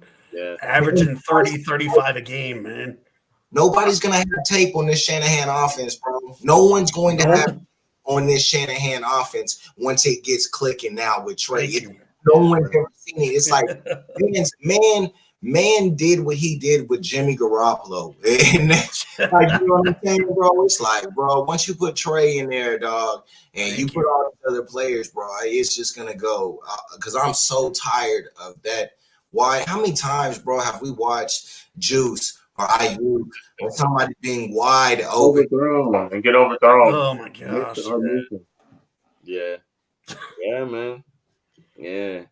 So with this free agent signings, being that we all agree with Ray, and the expectations that we think of him, how he's going to be used, and I agree with Prez was saying, and I'm pretty sure my brothers also can envision how Kyle Shanahan is going to use this guy. I think he's going to be used very swiftly, and with Kyle's offense, you will never know who he's going to. You follow what I'm saying? Like we should always discuss about Kyle. Well, not just Kyle, the players. They always say that, Kyle puts them in position to be successful. And that's the thing. When next season start, you don't know who the target going to be. You follow what I'm saying? And being that Trey Lance is our guy, he's not going to just look at one target. He's going to look at multiple targets. Exactly. And respect to Jimmy G, but Jimmy G, he looked at one target. One person. That was either a check down, right in the middle. His safety blanket. Right. It was always Debo or Kittle, and then somebody else outside of that. You know, right. So predictable, man. Completely. Yeah, and across, like you said, over the middle. It's always over the middle of the field. It's just like it's really crazy, man. Like if people were to be completely honest and just realize what Shanahan was able to accomplish in such a limited passing offense, because we're talking about the outsides didn't exist. Yeah, everything's over the middle. Everything's 15 yards. There's not 30, 40-yard bombs. It's like literally, you know what I'm saying? If you're playing Madden, bro, you're going to easily stop what's going on. And so and then you throw in the fact that, besides having all those players, we know that Shanahan manipulates the pre-snap, like where you can't tell. You don't know who's going to line up where. You don't know who this is going. You don't know who is going to drag, or if Juice is coming, or if Trent's coming off the edge. You don't know any of it. And so when it becomes, I guess the best word is Trey is going to make this offense completely fluid and not predictable in any facet. Right. I love it, man. Excited. Yeah. I mean, I can't wait till they have to guard every blade of the grass on the field. You know what I mean? And not only did Jimmy G only throw to the middle of the field, but he was also a statue in the middle of the pocket. So, where Trey Lance is going to be able to hit you with the bootlegs, the play actions, you know what I mean, moving outside the pocket, a moving pocket. So it's not only can you have to play that, but you can't stack the box the same way because he has the arm to hit you outside the numbers too. So, man, it's gonna be like a breath of fresh air. Not only for us as the fans, but people that get to receive that rock, man, they getting their chances to make plays and earn their money. Right. And also, like what you just said, Jizzle. Yeah, you can stack the box. You can stack the box all you want. Don't forget, we got Mr. Third Down. Come on. Right. And we added Ray McCloud. Yo, you better be careful. And let's just say we get Julio Jones. Oh my God. Yo, man. What? I mean, bro, Julio. I'm saying, bro, Julio would be Julio. It's like a pipe dream. Julio and Kamara are my favorite all-time non-Niners. So let me ask y'all this. And think about this. What y'all think about Julio Jones becoming a tight end right behind George Kittle? Not in our offense. We block too much. We run block too much. good point. Now, if you would say an H back where there's no blocking responsibilities primarily, that probably could work. But basically, you only can have one inline tight end, and that'd have to be Kittle, which you don't want Kittle doing that too much because you want him to be able to have a receiving opportunity. So I don't see how that. I think we should get a real second tight end to Kittle. You know what I mean? Well, yeah, but you can't envision Julio Jones right behind Kittle as a tight end. Defenses be like, what the hell is going predictable on? They know he's going out for a pass route. That's the thing. That to be predictable in the sense that he's going out for a pass route every time. The unpredictability of using a tight end is you don't know when he's going to block and when he's going out for, because that causes matchup assignments. You know what I mean? I thought we had it, bro, and it was a pipe dream, man. But I thought we had it with Jordan Reed, and Jordan Reed started to play. Yeah, we did have it. We had it. He was injured. He was injured though.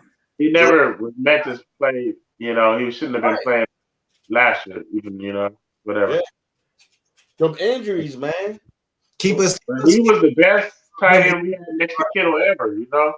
Yeah. That's why I wouldn't have minded going after like a Njoku or some kind of athletic. That's exactly right. Do you think we try to get a tight end in the draft? Yeah. Is that not even a yeah? I think so. It's time. I think so. Yeah. Well, tight ends take too long to develop with that you draft, so it's almost like you're better off getting a veteran because, Okay.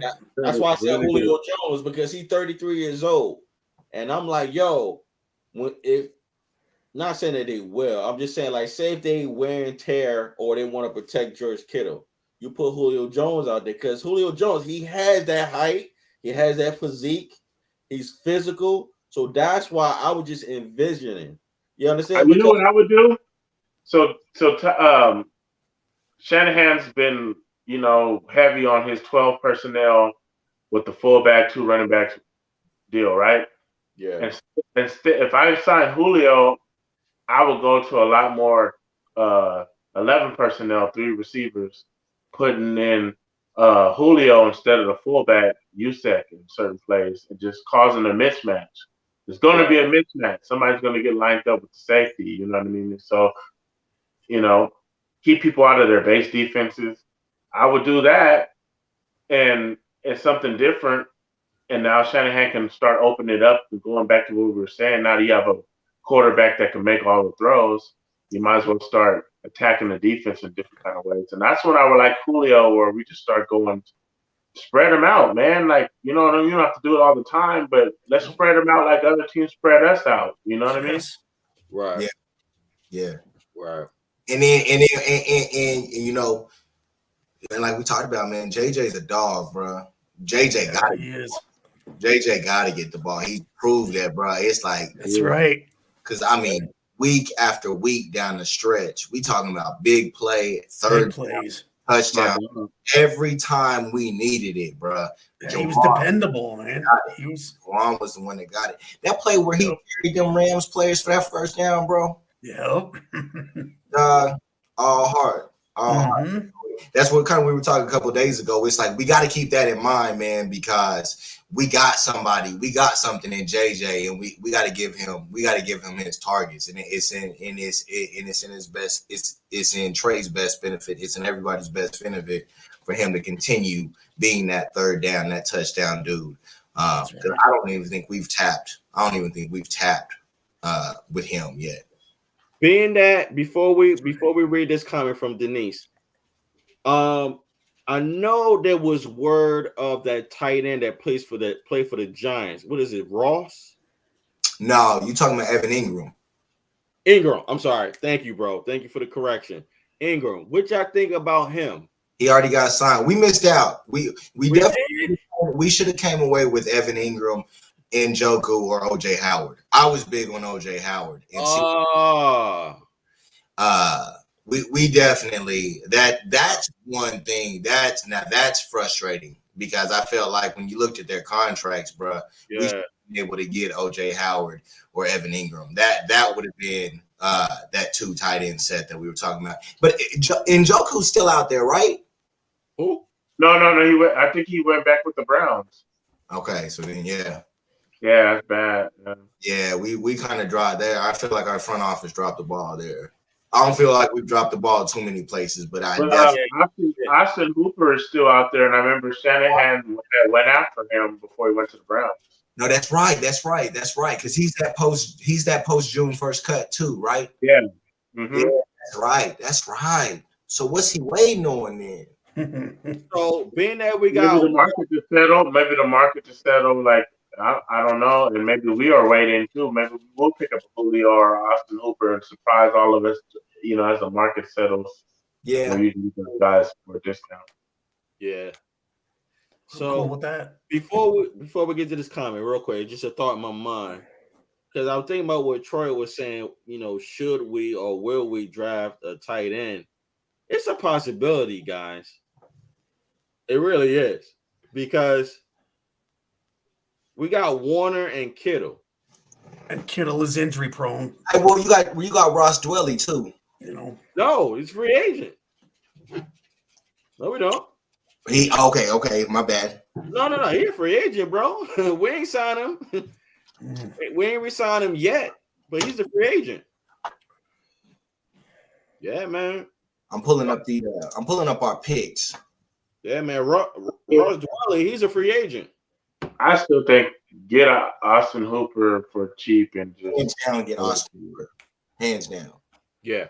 He's a guy that can make really good receptions down the middle of the seam. He's tall. That's if they want him. Let me ask you this: If we get Hooper, do we any longer need Julio? No. I with JJ, I feel the same way. If you get Austin Hooper, I'd rather have Hooper than Julio, then I'll keep it. Yes, it is. It's more necessity, 100%. Right. And he's younger. He only 27. That's what I'm saying. But I'm saying Julio 33, so that's what I'm saying. Yeah, for sure. He's younger, so why not? Imagine what we would do. We don't know how much Julio wants to block at this stage in his career. Hooper, right. You got to block. That's part of what the tight ends, Yeah. Yo, Jizz will be throwing them punches, yo. Well, and then it would have to be. It would have to be in Hooper's benefit. Where else can he go? He playing opposite side of George Kittle. Where's a better lineup? The best spot. It's the best spot to come for it. That is. Yeah. Hands down. Because we saw, like we talked about, Jordan Reed say healthy. Jordan Reed's putting up numbers. Jordan Reed would have put numbers. But you gotta remember too. Look where we played at 2 years ago. We played at MetLife at that damn injury field. Yeah, man. East Coast turf fields, bro. Just keep us off those East Coast turf fields. Yeah, man. Brutal. Yo, man, I was so mad, yo. I was more mad because I was looking forward to going to those games since this COVID had, took place. But yeah, man, I really blame his injuries on that regard. You follow? Because he was balling. He was balling, man. And he also showed us he still got hands. Yep. Because you know what the word was? It was the thing was his concussions. Remember his concussions? Yeah. That was the concern. Yeah. But he showed, the faithful that, he can play through that and he overcame that. You follow what I'm saying? And always enjoyed his spirit when he was at the presser, talking and stuff like that. But yeah, it was like, again, man, it was injuries is unfortunate, man. Especially when it's not caused by another player. When it's caused by the turf, man. Yeah, man. You be like, damn. Just like with Bosa and Solomon Thomas. Unfortunately. But I mean, it is what it is. But, so here go our draft list. To go back to if we do a tight end, we got round 2 is pick 61. Round 3 is 93. Then we got the compensatory B pick at the end of round 3. Mm-hmm. Round 4 is 132. Round 5, 171. We got one round 6. So 1, 2, 3, 4. We got 9, right? Yeah, we got 9. About 9? Yeah, it's 9. Yep. And they might give up those 2 to move up. Yo. Man, that's what I'm saying. Bundle some up and move on up. They might give up 2 or 3. Just get somebody in the first round. If they got somebody they got their eye on, bundle the couple 3, whatever, and move on up. And guess how we're gonna respond? You know how the faithful is. Why this? Why that? Why you do? Why? But they know something that we don't know. You feel what I'm saying? What do y'all predict? And so let's say that was the case. Where do we trade up and go to?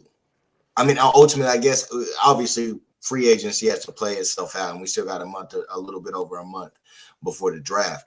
But let's say that is the case. Let's say that they moved up. What position do you think that? Let's say we were to get from 61 to 27 in the first round. Man, that's a you're asking us as far as what position? Where do you think they would go? Where do you think that they would go? Offensive line. I don't think they trade up for offensive line because they're just edge is deep though, so it's hard for me to say edge. Offensive line is you could always get them later. You know what I mean? So that's true too. Yeah, that's true too. That's a hard one. I don't really know how to answer. Jizzle, you're right. You're right. You know what I think the 49ers should do? It's just my humble opinion. I will suggest to sign another veteran for the offensive line. Yes. And draft a defensive end. I had to think about it. My bad, guys. I had to think about it. Because I'm so focused on the offensive line. Yeah. I'm like, I want them to be right. Yes. You follow what I'm saying? So being that you said that, Jizzle, Troy and Prez, I'm telling you, bro. Being that you said that, I will sign a veteran for the offensive line. Yes. And I will move up for a defensive end. Yeah. That's how I feel. Yes. Like you go get that superstar. That's right. Off the not a superstar, but a grade A star opposite of Bosa. Right. Which they already have. For sure. It's just we gotta wait it out. Man, I wish somehow we could get freaking Brian Burns, Florida State. What up? Yeah. And he's out there, but I'm saying, bro, you get him, man. You trade Jimmy, you give him that.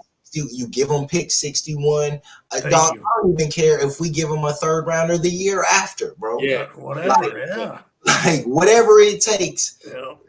The world's in trouble, bro. Everybody is in trouble. Thank you. Brian Burns coming off. Now, I want to go to this though. How many more years does Brian Burns have on his rookie contract? Because we have to look at what he's going to command too once he's off this rookie contract. That's a good point. Great point. Yep. Yeah, but nobody wants Jimmy G like that. Like you'd have to pay them to pay. You're right, Jizzle. Yeah, we're not giving you Brian Burns now, bro. You got the wrong way. You got to give us something. We probably have to give up 2 or 3 draft picks and then a freaking one of our starters or something crazy. You know what I mean? Yeah, not Jimmy.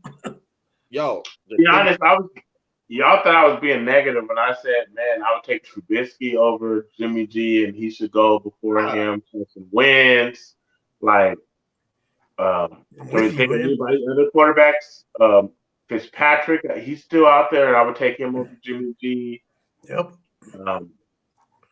Andy Dalton's right in the same range tier. Like there's just no reason to even want Jimmy G. He's a free agent, right? Hopefully none of the front office for other teams are watching this because there's no reason you want Jimmy G. Yeah. But now my question with Jimmy is, what about these other teams though? What about a Carolina? You know what I'm saying? What about a Houston, where it's like you don't feel like Jimmy has value in those places? Owen Davis is way better than him. I'm a Stanford fan, and he's better than Jimmy G. I wouldn't mess with that. Carolina has really good fast receivers, but you need somebody with a arm to utilize them to unlock their potential. I wouldn't want them on that team. I wouldn't want them on any team in the whole league. To be honest, if I was the GM of that team, I wouldn't want him on there because they see his limitations. Yeah. Plus, he just had surgery. Plus, statue quarterbacks are dinosaurs in this league. Nobody's going to be another Brady. You know what I mean? It's over. You can't be a statue in the pocket anymore. They see where everybody's going. They rather take a chance with Wentz, and Wentz ain't even made it as far as Jimmy's done in playoffs. I mean, they rather take a chance with him because nobody's doing the dinosaur pocket passer that's limited. I bet you anything Baker Mayfield goes before Jimmy. Yeah. Anybody should. Like, I want him to go to Seattle. Real talk. This is me personally, not business wise. I want to because he has some good moments. He does. He has some good moments. You know what I'm saying? I would like to see him in Seattle. Baker see Bosa in his nightmares, bro. Yeah, I agree with that too. The same way Aaron Rodgers sees Bosa in his nightmares, Baker sees him in his nightmares. Yeah. And through him Monday night game, bro. Like, remember all these times we let Seattle, I don't want to say let them get our free agents from our team. But if you let somebody with the intel of a quarterback go there, you pretty much have to change your whole playbook because they're in your division, your whole playbook. And like, I know we're going to have somewhat of a new playbook for Trey Lance, but I'm talking about you're going to have to renovate your whole, maybe even your blocking assignments, everything, because Jimmy knows all the protections, from all the calls he has to make at the line. He can tell you terminology. You really got to start speaking a whole nother language if you were to let him go there. It would really revamp the whole team in a way that maybe they didn't want to revamp in one season. So bringing that up, great point is the possibility that he could sign in Seattle if he cut him. Is that even more reason for us not to let him go? No, because Fred Warner would just pick him off 3 times every game. So that's 6 picks right there. That's Pro Bowl already. That's right. Defensive player of the year if he gets any other. I'm not advocating. I'm ready to get him off the books. At this point, bad man. See ya. It doesn't. Bro, I would drive him free Uber. I don't even do Uber. I'll put an Uber sticker on my car and drive him to the airport right now. Yeah. Yo, I put out a tweet earlier saying, if Jimmy's so wonderful with all these winnings and all he does is win, how come nobody want him? Yeah. If all he does is win. Yeah. Right. Okay. All right. Yeah, no. Seriously, it's not Jimmy that's winning. But it's crazy, man, because part of this shit is the media, how they've been able to manipulate the Jimmy G situation off this media and put up this context, bro. Because the man, you telling me right now that if you were paying Jimmy $14 or $15 million to starting quarterback on the lower 15 teams in this league, he's not worth it? Because I don't believe that. I think Jimmy's $27 million cap hit. If Jimmy's playing on a $14, $15 million a year and that's your quarterback, I think he's better than a lot of quarterbacks in the situations that they're in. What I'm asking you is, do y'all think that too? I used to think that too, but not anymore. Yeah. I mean, I'm completely lost faith in like him being a starter quarterback. I think his future is at backup, and we're about to see it soon. Like, you know what I mean? He's tapped into his potential. He's on the, about to cross the other side of 30. He ain't getting no better. You know what I mean? I feel like that's it. And like really, like look at the quarterback landscape. Where could he start for now? Like he's where I could more see him coming off the bench than starting. Yo, my worry about having him still on this team, even if he's a backup, whatever, is you got half the team that loves Trey, half the team that loves Jimmy. We need the whole team to be all Trey. It cannot happen again, Troy. Oh, I'm worried, man. Off this fucking, excuse me, off. No, you're good, bro. I'm worried, man. Good, man. Dog. He has to be off this roster because he has to. I'm tired of hearing Kittle and these dudes just pump Jimmy up. It's like they love him, man. They love him. Like, stop it, because y'all can say all that y'all want, but we see y'all's body reactions on that field when Jimmy starts doing Jimmy shit. That's right. Y'all's body action, but y'all's body language don't match up to what y'all are saying about it. Exactly. That's right. Exactly, yo. Fact. Exactly, man. He's got to go, man. And we was talking, and you know what? We have talked about this many shows. And I mean, we get it. The faithful, we get it as far as the brotherhood, which you love about each other and stuff like that, in particular with Jimmy G. It's just that he's limited. He has his strength and he has his weaknesses. It's time to go. So with that said, one thing I do vouch for them, they protect that locker room. 100%. You understand? So I support that and I salute to that. So I get it. So with that said, and being that y'all start talking about Jimmy G before I put this question up, this was the question that I thought of maybe a couple of minutes before our show started.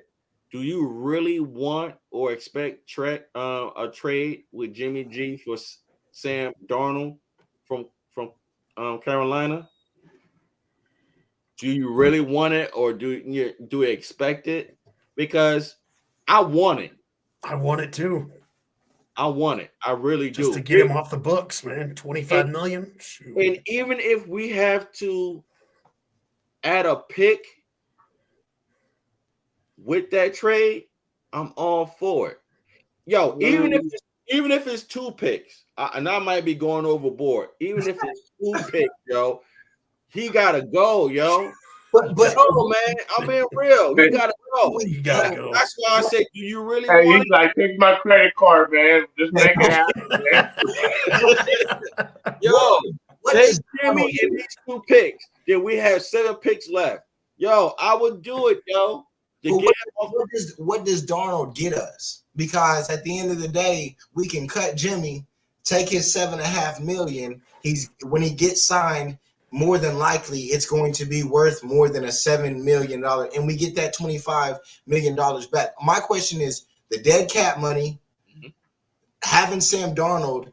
What does Sam Darnold bring to us? Because I don't believe our offense is going to be the same moving forward. So bringing in a backup quarterback that does not replicate the mobility of Trey Lance, I feel is a problem. And I feel like we watched it in that Cardinal game.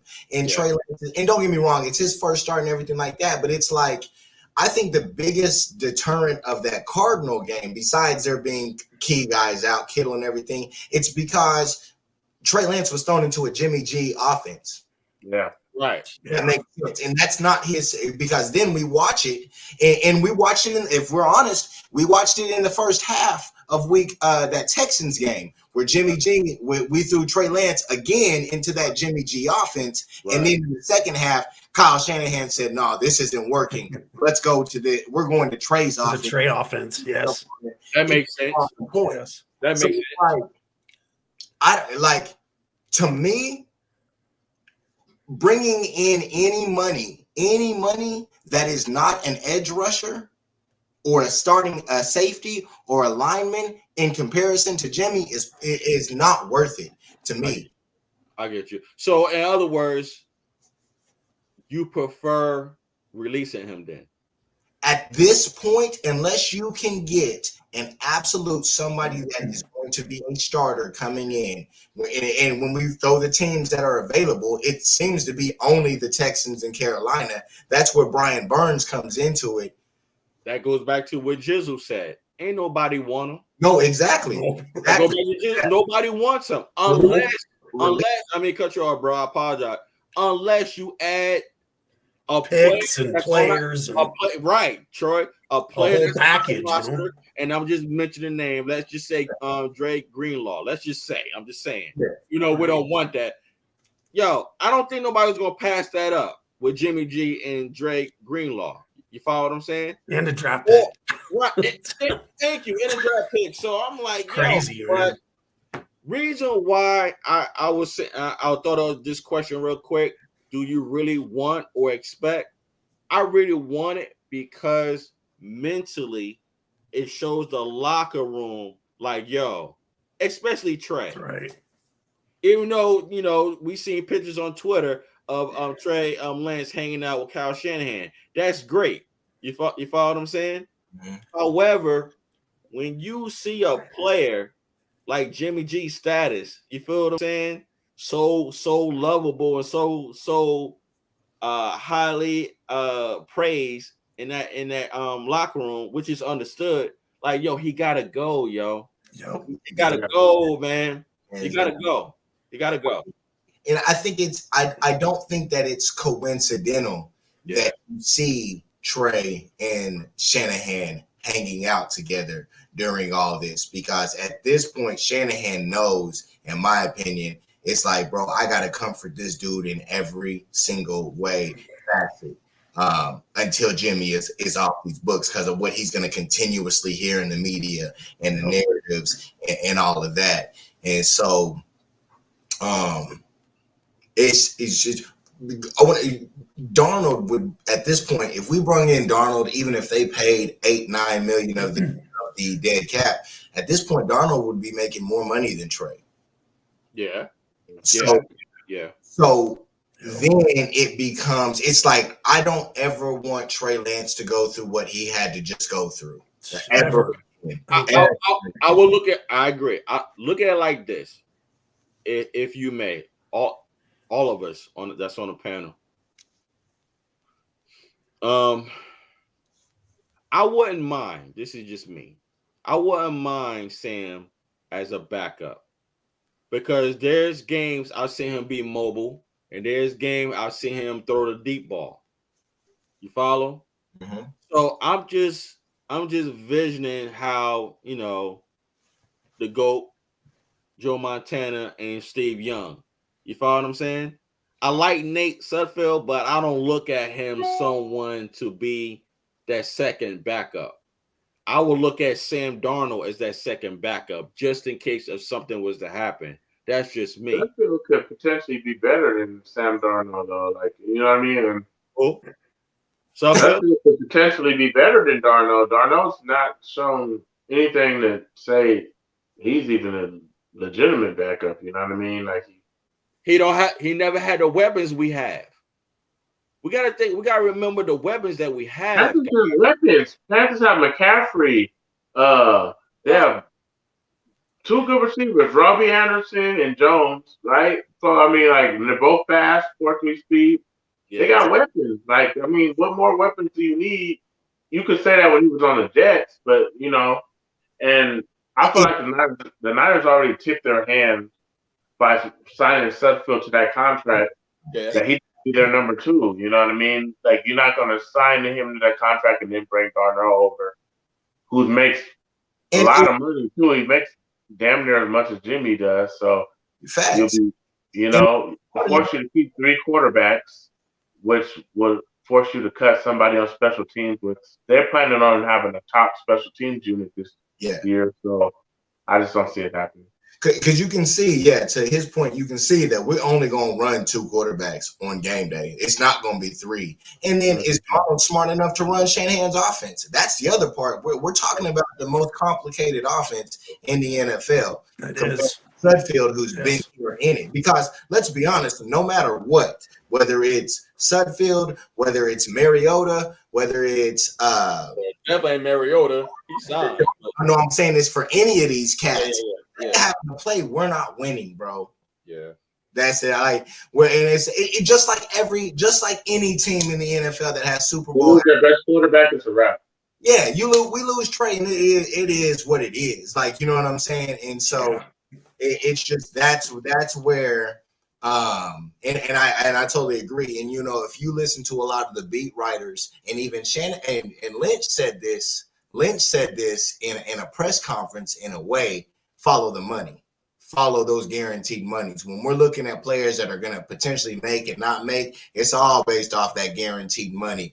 And that guaranteed money that we just gave Sudfeld, I think is the biggest indicator that they are absolutely staying in this. He's going to be the backup. And then I think they'll draft maybe a late round quarterback and pocket him and sit him on the practice squad, just like they did Sudfeld for a couple of years. To learn the offense. And so I don't think nobody's happy if that's who we got to depend on if Trey goes down. So I totally understand that. But it's like in our division and this year with this schedule that we're playing, if Trey ain't out there, it probably doesn't matter who our backup is. Yeah. So you know so with that said, based on what y'all saying, it sounds like just release him. Cut Jimmy G. Cut him. Right. But then the other side of it, and we're not going to get to this point, but I keep hearing, you know what I'm saying, if he stays on the roster and he leaves and we get a 3rd round compensatory pick. That's something that I've heard. And so I don't know. You do. Yeah. That's another pick then. So we get 10. That 10 means picks? Keep him. I never heard that, yo. No. We would have to keep him on their roster this entire year, meaning we would have to go through this same bullshit, and he would not re-signing him after this year was over. Then the 3rd round would come the following year. Oh, and okay. I have Trey go. Okay. Oh, hell no. No, bro. See, it's next time. Nah, bro. No, he got no. Yeah, you gotta go. But here's the thing and I'm not in favor of this happening, but here's a scenario that people don't really talk about a lot is they're saying he will not be able to really get to throwing and really in the mode till July. Yes. By that time, we're already past all the training camp, and Trey Lance has got such a head start he can't come back anyway. He's going to be rehabbing most of the time, so he won't really be a distraction at that time. Everybody knows Trey's the guy, and by that time, you should have got a trade, or else, man. That's another reason why nobody wants him. It'd be insanity at that point if you're still keeping him on the roster, knowing that, like, bro, like, you can't just kind of hold on like quarters, man, and just keep holding on to something, think it's going to be worth something. Yeah. And Jimmy purposely delayed his surgery until whenever he got it. You know that he did that on purpose, right? He himself out of $20 million too, because he ain't getting that on the open market. $25 million. Yeah. He took a big steaming crap on their team by doing that. He could have got surgery right after the Rams game. He's like, no, I'm going to get it a little later and prove my point, because we all know he's salty about Trey. He's salty as hell that we drafted him. That's how Jimmy is deep down. You know, him and his agent. I can't understand that. How can you be salty based on your performance? Like, do that make sense? Exactly. It doesn't. No, I feel you. And something about Jimmy that I don't feel like people talk about enough is that you listen to his press conferences and stuff, like Jimmy never took accountability. Yes. Jizzle. You know, we talk about that all the time. So many times, right? All the time, yo. I don't get why these dudes in this locker room go so hard for this dude. It's like, bro, this man is not the leader. It's like there's a separation, and maybe this is where we are as fans, and this may just be the answer, is ultimately, without him on the field, they've been highly unsuccessful. Our only success for a lot of those dudes in that locker room has been with Jimmy. And I think ultimately they value him more as a friend than a leader of that locker room, because the man's post-game and conferences and all this shit, he never says quality things. It's never, hey man, it's on me. It's always never. This here. And so it's just like it's like that's the shit that really turned me off on Jimmy. When I really started to be like, bro, no, it's all the laughing. Right after the game, after we lose, smiling, laughing, fixing his collar. I'm like, what? Why are you happy, man? We lost. Yo, Prez. Troy know this, and Jizzle know that. I gotta share this with you, Prez. A couple shows ago, we had this same conversation, man. And I said, well, maybe he's just mentally tough. Feel me on this. I was saying maybe he's just mentally tough to the point that also being that he's a professional, he's built in a way that he will vent out in a locker room amongst his teammates than the pressers. You follow what I'm saying? This is what I was thinking, because some people are like that. Some people are very professional in front of the cameras, but once they get amongst their brothers, their teammates, they let it all out. Like in the gathering inside the locker room, and also probably individually wise. You follow what I'm saying? And I won't say I was trying to make excuses for him, but some people are built like that. And being that we know he's from a blue collar family, he's very how can I say what's the word I'm looking for? The way he was raised, they say he was raised right. He was a good man and stuff like that. And I was just thinking, well, maybe he's just that type of person that he doesn't take accountability public wise because he does it quietly or secretly amongst his teammates. And that's what I was thinking, and that's what I was saying. But at the same time, now here's the flip side. At the same time, we're men. We're heterosexual men that we competitors. When we play a game and we know we done effed up, that losing instincts start kicking in mentally. That's right. You feel what I'm saying? And like, yo, when we talk, we also talk with emotions. When we win and also when we lose. That's right. So I feel you, Prez. You be like, yo, you're the leader. All this money that you're getting, all the praise your teammates is saying about you at the presser. You follow what I'm saying? And I'm like, yo, you messed up multiple times, and you're not saying like, yo, that was on me. Never.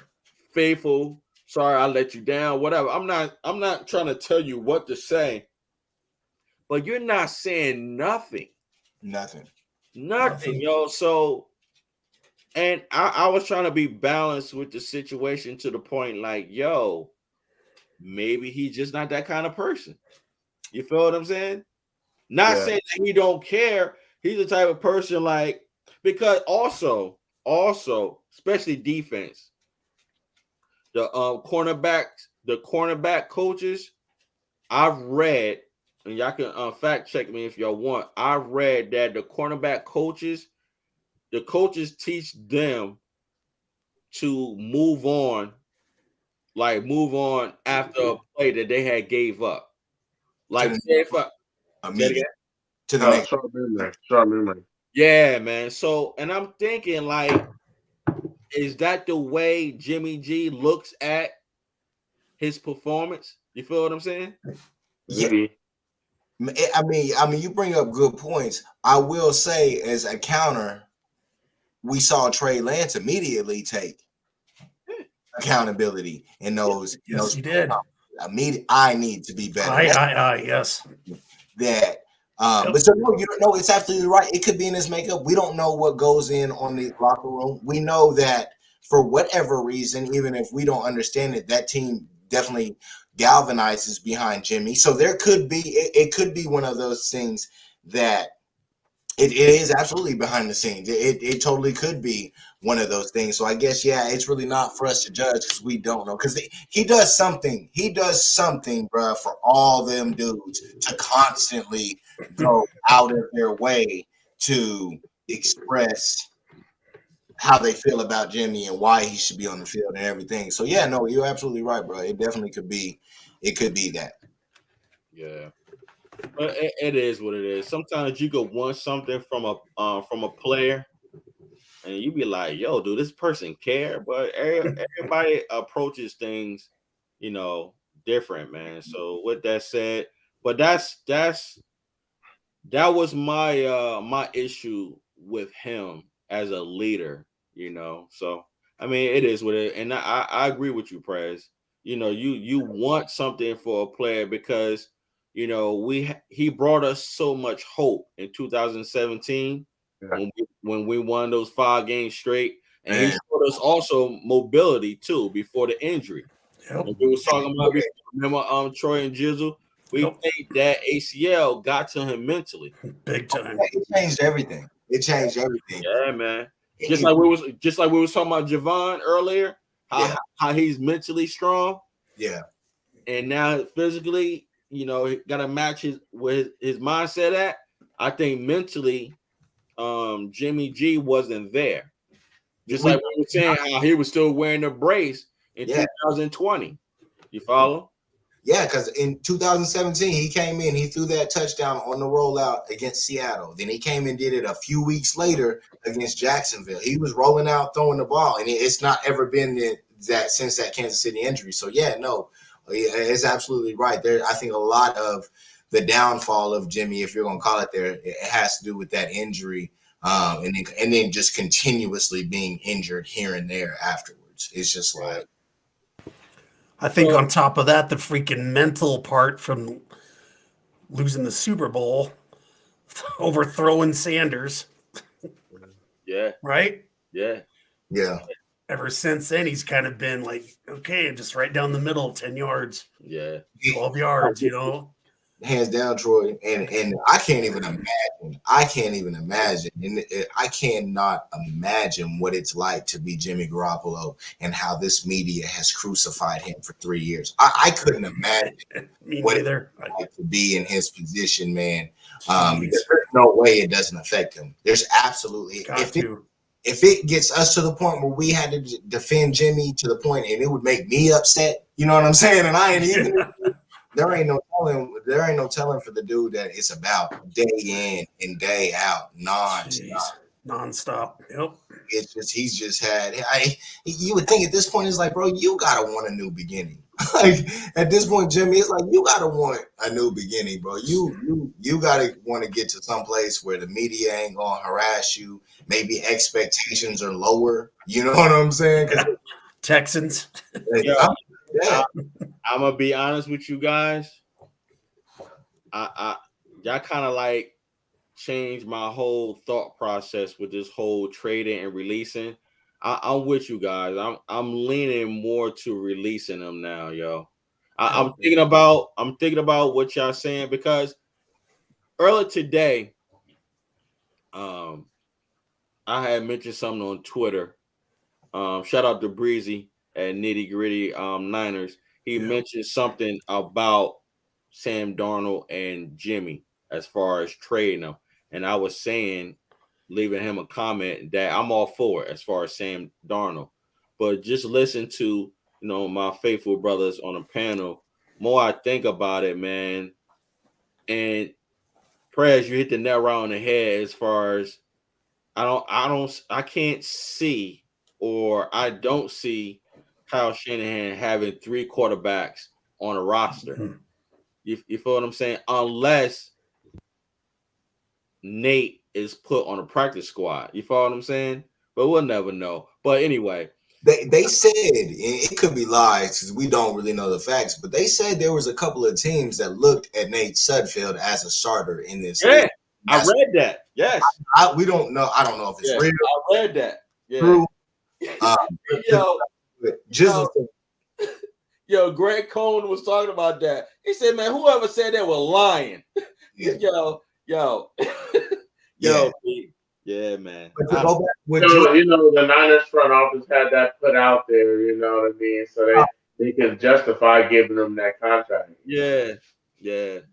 But man, yeah, I'm with y'all though. I'm honestly, I want something from him, even if it's not enough. You follow what I'm saying? I want something from him. Yes, he has a winning record. Not because he did it by himself. That's right. You know what I'm saying? And not because he has a quick release. That's all you hear. He has a winning record. He has a quick release. That's all you hear. Yep, that's it. I'm saying this respectfully because this is what we hear. But anyway, I want something for him. But more I listen to you brothers, I'm like, you know what, man? My brother's right, man. Like, just let's be done with it. Just release him. You feel what I'm saying? Cut him. Yep. And I kind of like leaning more to that, though, guys. This shit anymore. What they're doing right now is equivalent of just like you had that Band-Aid on for hella long, and now you just got hairs growing under you. Don't want to rip it off. You got to rip that shit off. Tear it off, man. Rip it off, man. It's like at this point, dog. At this point, a possible 3rd or 4th rounder is just not worth the circus anymore, bro. It's just not worth it. Like, in my opinion, you know what I'm saying? Like, and then it makes sense, you know what I'm saying? Because they probably look at it like I think that thing that you brought up, I think Jimmy's money has always been dedicated to Debo and Bosa's extensions. I think that this is something that has always been the thing, and it's like, because they do have other people, but keep in mind, there's a bunch of dudes right now on here that they could be signing that we could do restructures on other dudes, and they're not doing that either. So it's like they're not. It's Jimmy's money is completely. It's very obvious to the front office that Jimmy's money is completely off. This is not even a thought about how we're going to go across this because they have other dudes, and so it's just like. But then it's probably where Jizzle was saying earlier. It's like you get down, he gets healthy, you get into June, July, and I've not thought of this because I've been like, man, I don't want the controversy, but it is. He's going to be rehabbing. He's not going to be on the field. You know what I'm saying? Something is going to happen for some team. Somebody's going to get hurt. Mariota's not going to work out. Winston's not going to. Something's going to happen, and some team will trade. They'll be desperate. And then at this point, you're talking about next year's draft picks and not the picks coming up in a month. Right. It is a completely so from that standpoint, Jizzle definitely opened up my eyes from that to that because it's like, yeah, man. I mean, ultimately, chances are if we wait till June or July, we get something for Jimmy the following year in the draft. Now that I didn't know. Thank you both. I mean, either because Jizz had he also vouched for what you said. Yeah, no. I didn't even know that, bro. Word up, man. Yeah, I didn't even know that. You know, so but I don't. I don't. No matter what, dog. I do not want Trey to go through this shit no more, man. And the problem is as long as Jimmy stays on this roster, the media is going to manipulate this situation and continuously get clicks off of it. It's going to be in the locker room, never going away. And so that's where it's like comparing it all and the possibility, because we will get something for Jimmy if you wait closer to OTAs and everything and he gets cleared. You're going to get some. It may just be a 4th or 5th round. It could be higher than that. Who knows? You'll get something, man. But it's like, even still, bro, is it worth the circus continuing? You know what I'm saying? I'll take a Mr. Irrelevant pick right now. Yeah. For Jimmy. You know what I'm saying? Yeah, man. Last player in the draft. I'll take a punter for Jimmy, man. Yep. Like, no disrespect, but you know what? Let's move on from that. You know, that topic. Check this one out, guys. Troy, you want to read that, bro? Who will be the 49ers starting running back next season? Jeff Wilson Jr. or Elijah Mitchell? That's disrespectful.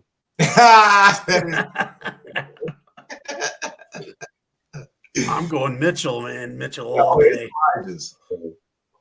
We talking about a dude 52 yards from 1,000 in 6 games not played. Right. That struggled. He was right there with Zeke. And Zeke played the whole season. This is a disrespectful question right here. If Moser had came back, we could have asked that then, but you can't ask that with Jeff Wilson. Yeah. Yo, I don't mean to be disrespectful. I was just asking the question, guys. This is the question, yo. No, because honestly, man, no, real talk, it was like a last minute question because we all agree, man. We love Moser and we want him back. However, I ain't gonna lie, when they resigned Jeff Wilson, I said yes. You know what I'm saying? So in my mind, only reason why I thought of this question, I was just thinking, okay, he knows the scheme better than Elijah. Even though Elijah did great as a rookie, no fumbles, just like you were saying, Prez, probably a game away from 1,000 yards. I was just thinking, okay, will Kyle have him as a starting running back? You understand what I'm saying? I'm just trying to get into Kyle's mental state. Based on. Go ahead. Sorry. Yeah, no, go ahead, bro. You good? Go ahead. We can't run him into the ground like it was being, because he could not stay healthy. Elijah. Jeff or Elijah? Elijah. That's why I just thought about this question. I was like, yo, will Elijah, but I'm not saying because he earned it. I'm saying it because of the scheme. Like, feel me on this, if y'all may. I'm thinking about the scheme. You follow what I'm saying? Like that 1-2-3 punch with Jeff, Elijah, and Trey. You follow what I'm saying? So I'm just like, yo, if Jeff can stay healthy, and he does have some speed. That's why I said that earlier today. He has some speed.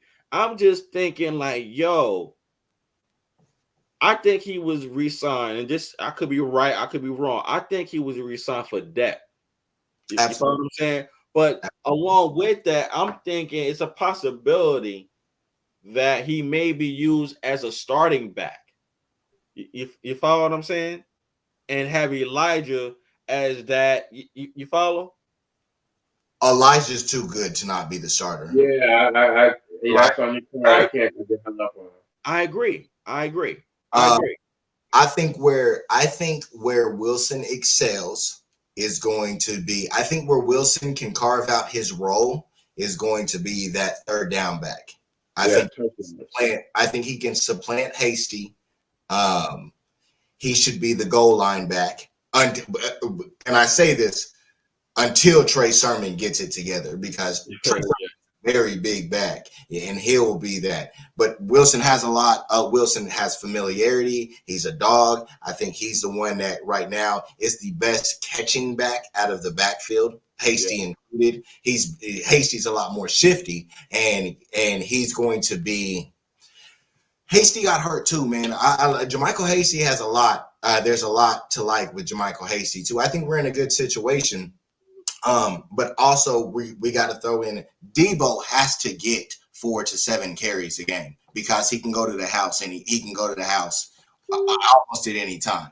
I'll say 4 to 6. I'll say 4 to 6. Yeah, yeah. So no, I think a lot. But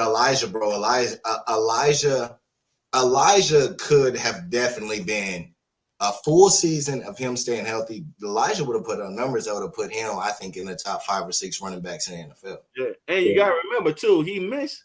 What did he miss? Did he miss like 2 games? 6 games. 6 games. Yeah. 6 games he was completely out of, like did not even suit up. That's not mentioning how many games that he got hurt in that he couldn't finish. Like we're talking about, still almost got 1,000 yards. Right. Exactly. A full healthy Elijah Mitchell could be pushing in a few years that 2,000 mark, bro. I think he's that good in this offense. But I think the elevation of where Trey Sermon is going to go is it's going to be we just got to use them all smart, man. There's so much depth in this, and I think Shanny will mix and match them. It's like no one needs to be overused. No, unless he's cooking, unless Elijah's cooking 20 carries and he's at 100, 150 yards, then he needs that. But outside of that, we just we're so physical, man, that on both offense and defense, it's like we just gotta protect these guys from themselves. Right. And Kyle, he runs them to the ground in a good way. He runs them to the ground, man. So once I seen this resign earlier today, I was so happy, guys. Because that core is still together. Exactly. We were talking about earlier, and I was kind of like saying, like, I don't think Jeff can do it.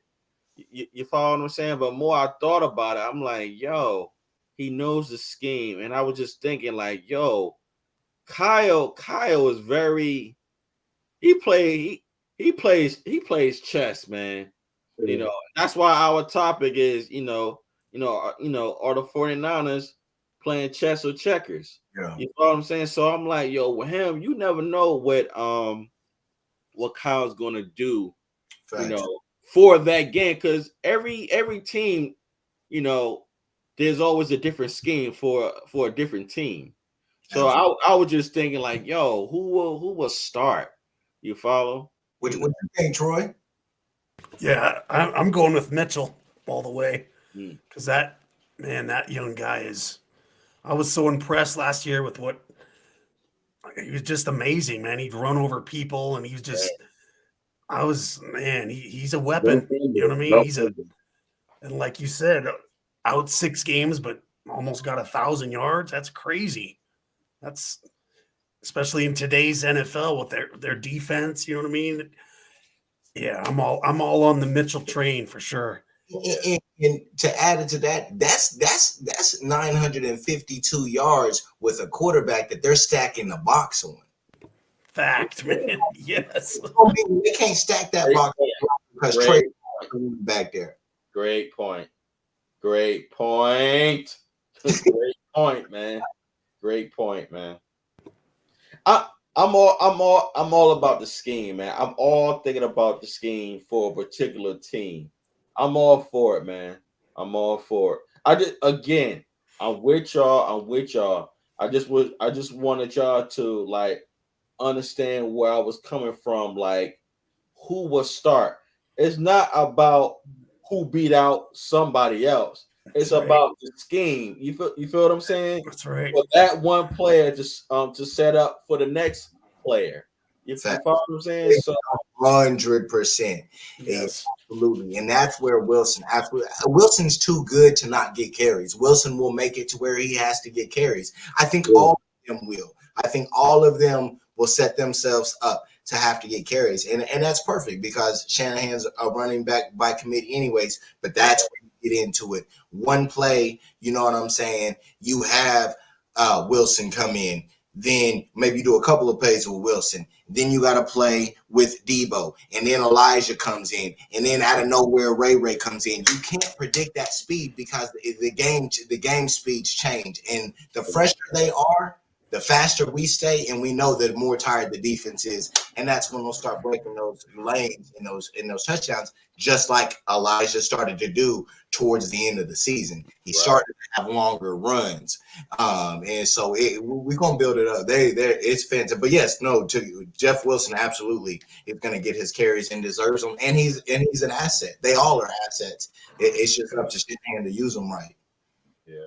And I think Elijah Mitchell, one of the things that he has going for him is if you saw the games when he played with Debo, how they played off each other, you know, where you didn't know Debo was going to get pushed back into the backfield, shifted from the slot, take the the handoff. So that component that they had was just unstoppable. The run game at one time was just overpowered, and Kyle Shanahan just kept spamming runs, and nobody can stop him from either Debo or Elijah Mitchell. So I feel like Elijah Mitchell has, like we all said, star potential in this league, and he's in the right system to maximize it.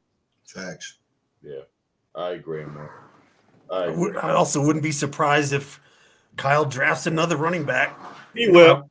We know how Kyle is. He will. You should draft one every year. You should draft one every year because you can't pay running backs.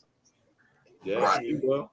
Just for that backup purpose, or just to have all those bodies. You know what I mean? Just in case. I was always big on these three: running backs, defensive end, and cornerbacks. Facts. You follow? Facts. Got to, man. And we know after the quarterback, the cornerback is the second most important player on the team. Yeah. Thank you. So the way our secondary is blossoming, guys, man. Especially with the receivers we got to face every week. God. I mean, Facts. we've got to, that's critical. Let me share this screen with you guys, man. I really like just looking at right back. You gotta run the restroom. No problem.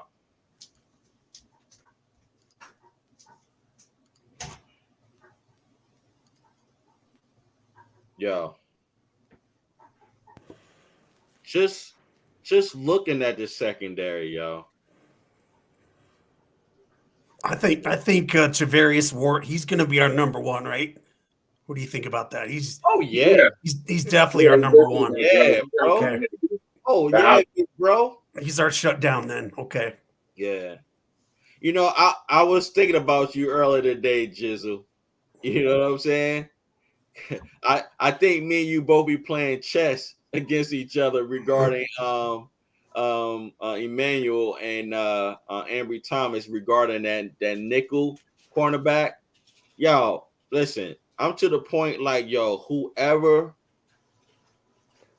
wins that position, so be it, man. Yeah.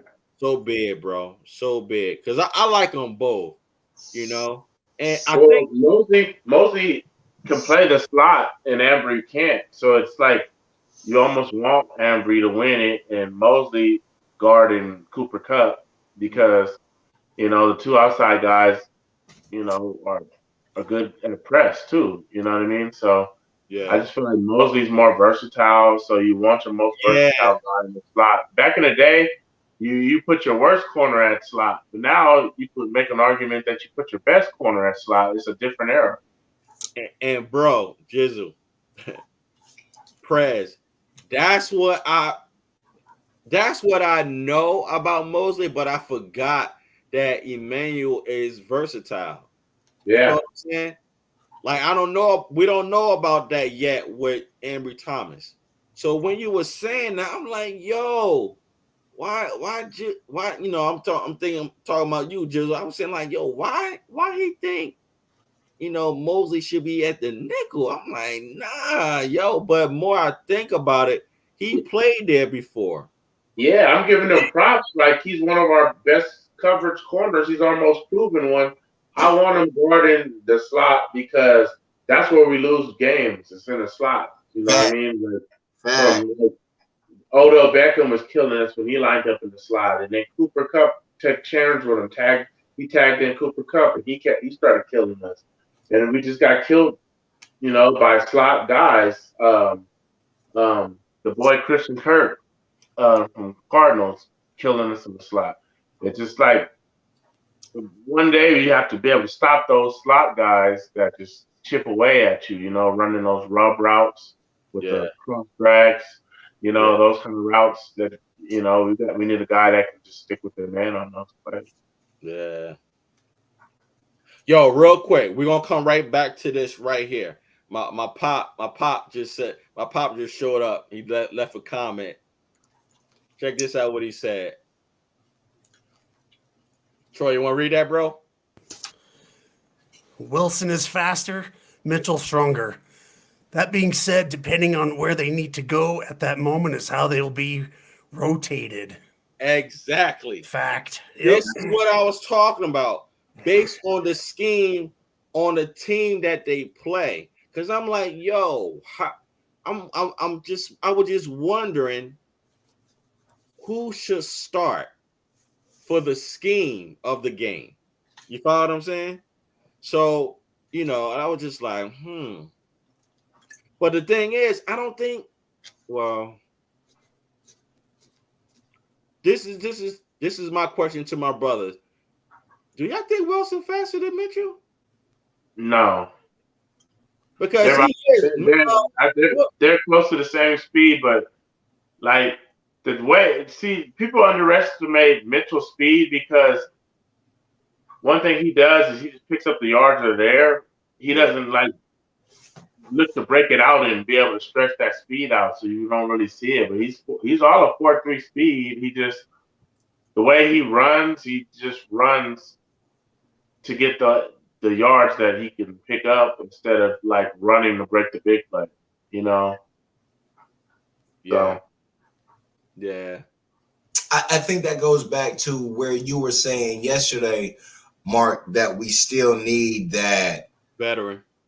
That to the house. Mm-hmm. Yeah.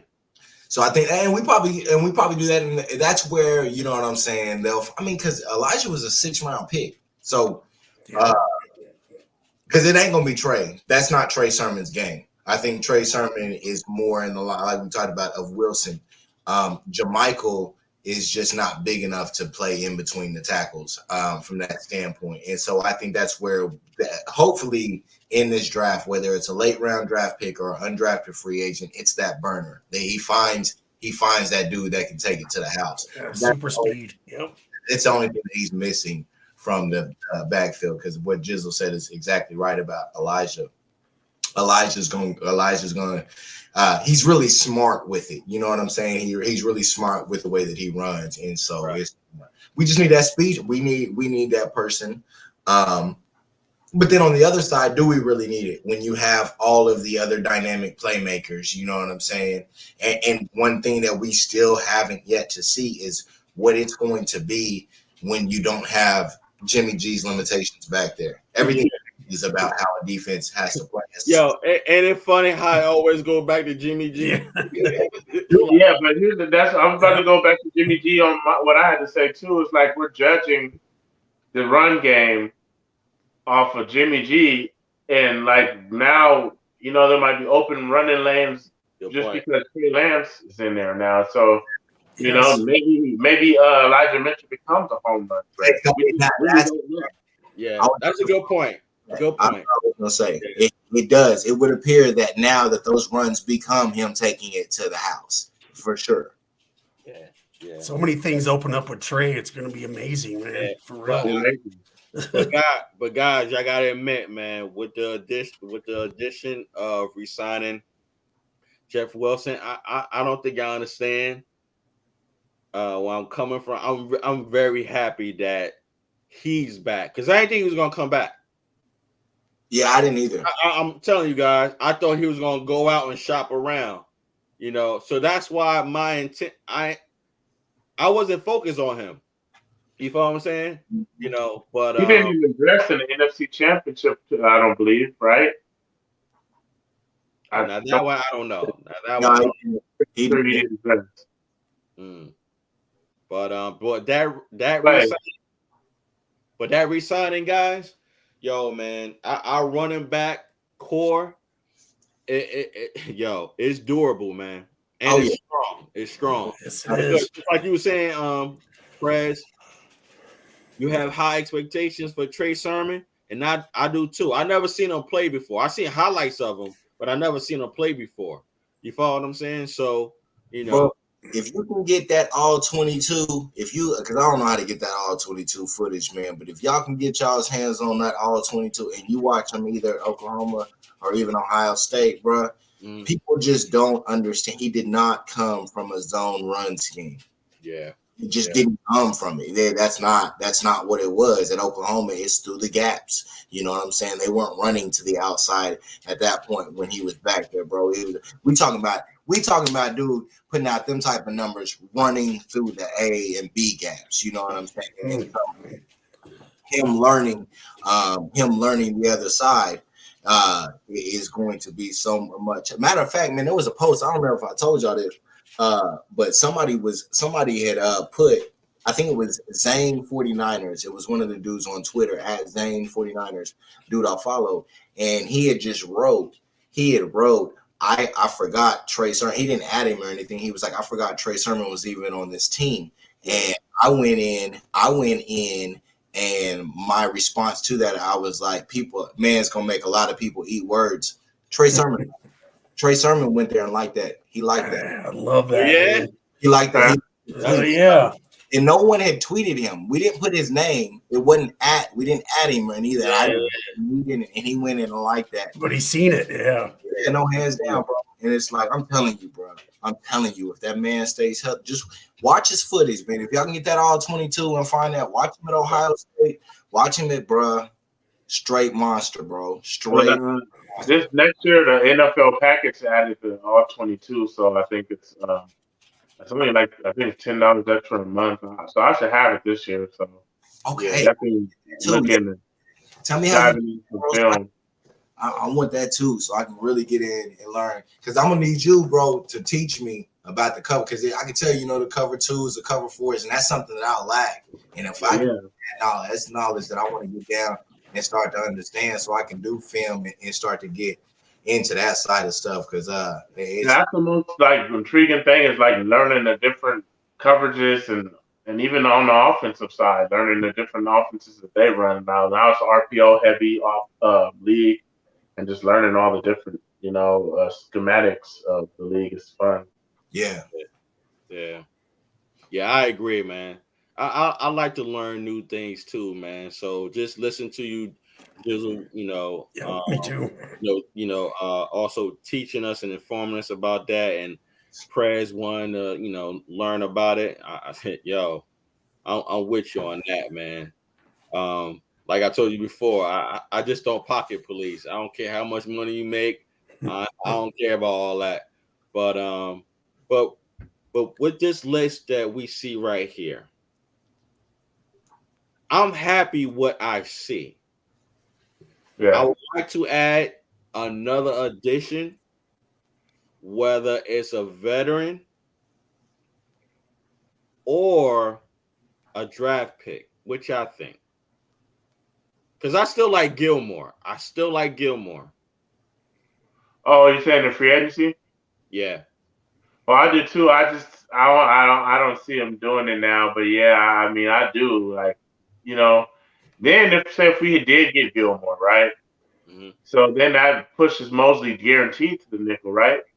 Because you would have Ward, Gilmore on the outside. Gilmore is not. He only plays on the outside. Yeah. Ward only plays on the outside. So Mosley's versatile. He'll come to. I would love that trio. That's how you battle these all these teams with all these receivers now. That's how you go against the Dolphins and those teams that have multiple receiver threats. So I mean, I would love to do that. But they're playing the long game. They're just being real strategic. They picked up, they stole Traverius Ward. Everybody's talking about, oh, we should have got J.C. Jackson. They stole a top 10 corner for, Have you you seen the last 2 years of that contract that we can get out of? Right, with outs and everything. So it's easy. I can't believe he signed that contract. The numbers make it look good, and you can sell it to everybody that you won. Yeah. But if you really break it down, and they have it's front loaded. A lot of money's not guaranteed. It's the Parag special. He and not and Parag, he's good at signing these contracts, but I think it turns a lot of people off because they know we're always trying to get over, you know what I mean? Agents are caught on to it if the players have it. The agents are like, well, yeah, it's gonna look good. It's gonna look good in the newspaper, but it ain't gonna look good in your bank account so much. Yeah. So to go back to Gilmore, because the reason I'm opposed to bringing in top end corner is because I think if you do, it stunts Mosley's growth, but I also think it leads to Mosley leaving after this year. Because this is his last year. We gave him 2 years last year, so this coming up is his last year. And I think absolutely he's a fringe CB1. I think E-Man's a fringe CB1. Now the health concerns, because he has had his health issues over the years, and so that's my only thing about bringing in a corner that would supplant them.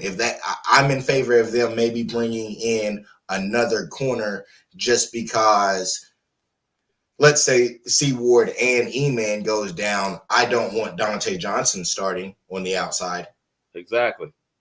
So I think we need another backup veteran corner. That's why I was saying Gilmore. But he would be a starter, and you got to pay him starter money. So I wouldn't see him as a backup.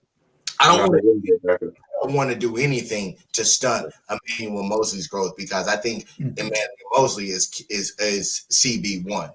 I think he's a one cornerback in this league. I think that we need to sign him immediately to a longer contract. Looking at this list, we want that. Spend that money on a free safety. If we talking about Honey Badger, I'm more, because I wasn't on it yesterday before I talked to y'all. Yeah. We talked yesterday, and the more we talked about Honey Badger, it's like, all right, man. Yeah, bring him in. That'd be nice. Can y'all see Gilmore move to strong safety? No. He wouldn't even come, because when you're free agents and people are recruiting you, you're gonna ask how you plan on using me. If you're trying to switch, of course. If you plan on switching my position, I'm probably gonna just say I'll wait for the guy that's gonna use me at the position I know I can play. Yeah.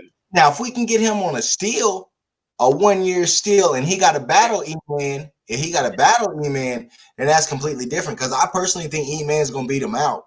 I'm very high on Mosley. It's like we would already had to pay Emmanuel big money if half of his career hadn't been injuries. Yeah, I personally think. And honestly, in my humble opinion, I'm not worrying about E-Man leaving, because the salary cap gonna go up next year, so I ain't worrying about him leaving. Yeah. No. You don't think he would leave if we brought in another starter and moved him out of the starter role? If we move him to nickel, he's too good for that. His numbers last year, like we showed yesterday, bro. That's true. Yeah, top 10 cornerback numbers, bro. Those are top 10 cornerback numbers, and he did not have a true number one corner over there on the other side of him, and we did not have an edge rusher. We were bringing in manufactured edge rushers. Now you have another lockdown corner on the other side, and we're definitely going to bring in another edge rusher, and we've shown up some things. It's like, bro, he's going to be even more locked down than what he is, just because of the pieces that we've brought in right now on the other side of him. Is my opinion on this. Not saying that I'm right. It's just how I look It's how I look at Emmanuel Mosley, bro. Yeah. He's huge, bro. He's got long arms. He breaks up everything. He breaks up more passes than I've ever seen any cornerback in my 49er life break up. So that's just I'm big, but I'm real big on it. So I might be a little bit more of a homer on Mosley. Yeah. But just looking at this list, I like what I see. Especially that addition with George Odom. Yeah. We already know about Tavarius Moore. I'm looking forward to seeing what Odom can do. Yep. Yeah, man. I'm looking forward to what he's going to bring. And I know he's going to come back with vengeance. I know that, And I like his speed, man. We were talking about that last night. I like his speed, man. What didn't we have a corner? Didn't we have a safety, Wilson? Yeah, he got hurt. Yeah, training camp. Yeah, right. Tavon Wilson. Yeah, he's a free agent. He's a free agent, but he didn't start. No, because he got hurt. But he had a hell of an OTA training camp, and then he got hurt, and that's when it all kind of went to hell. Yeah, man. One thing I believe that we all know about the 49ers, they all about depth. They're all about depth. So that's why I was concerned about with adding Gilmore, and maybe they can do some trickery with the secondary. I'm just trying to open up my mind, like what DeMeco would change, because I'm telling you, man, being that we seen what he was able to do his first year, this one right here, I think he's gonna excel, man. Yep, DeMeco's the man. Yeah, man, I think he's gonna excel. And what are we talking about? Talking about DeMeco Ryans. Oh yeah, oh hell yeah, yeah, absolutely. Yeah, man. Absolutely. But yeah, I just wanted to share this list because I like this list, man. I like it. It's a good looking secondary. Yeah, man. I just wanted to know, because that was always my biggest issue. Me personally, I was always concerned about getting burnt. Yeah, because even when I was younger, I was always like, why the 49ers always getting these short cornerbacks? You know what I'm saying? Yeah, man. I used to always be like that, but it is what it is. But I like this list, and we can have our wants and our needs and stuff like that, but they're gonna go based on their scheme, and I'm looking forward to seeing what DeMeco Ryans is going to script, because it's going to be crazy, man. And we'll see, man. We'll see. I just wanted to find out what you guys think about this. That's all. Yeah. I'm excited to see Ward on our team. You know what I mean? Yeah. Because I've seen highlights when he's on the Chiefs, and okay, he's aggressive. He's a freaking ball hog, man. He's always up in the shadow of the receiver, and I like that. Yeah. And he faces the ball like you were seeing yesterday, you know what I mean? It's not towards his back.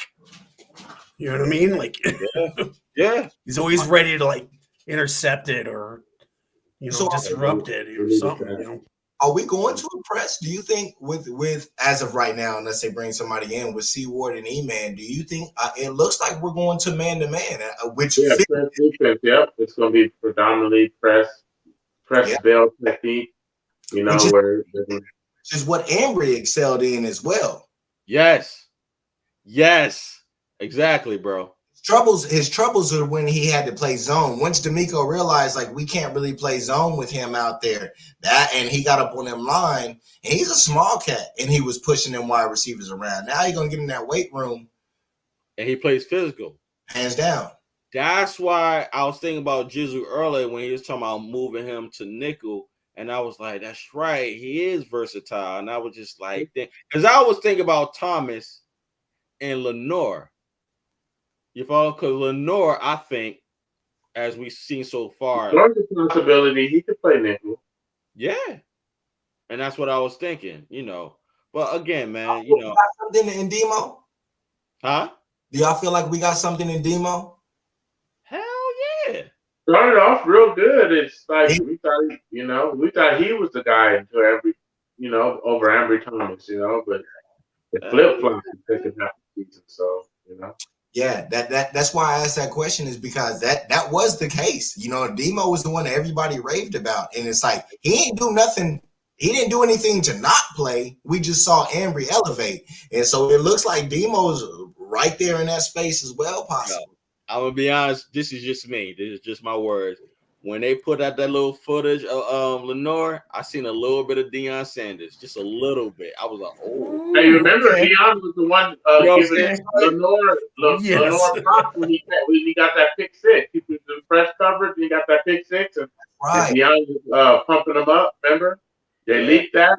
Right. Yeah, That's right. Yeah. They got leaked, and I think the Niners did he get in trouble? The Niners got fined the draft pick. They got fined the draft pick from that. Yeah, that's right. Did Demo get in trouble? I think he leaked that himself. He got in trouble, right? No. He didn't get in trouble. The team got in trouble. It came from the booth footage. Oh, yeah, yeah. No, it's up top. It's up top coverage. Like no. Yeah. It couldn't have been him. It's one of the somebody coaches that has access to that footage that was supposed to let them get out. See, what I thought was one of his peoples, and one of his peoples on his camp, and they gave it to him, and I thought he leaked it because I thought I heard him at the presser saying something about it that he didn't know that he couldn't put it out. I don't know. I'm wrong. No, he didn't put it out there for sure. It wasn't him. Okay. No. Yo, what y'all think about this, man? Should there be any concerns with Aziz Al-Shair and Daniel Brunskill on not signing their tender? They ain't signed a tender yet, guys. What happens if they don't sign their tender? Huh? It's the same. Jawan, if they wait for a better offer, then we get 2 second-round picks for them. You know what I mean?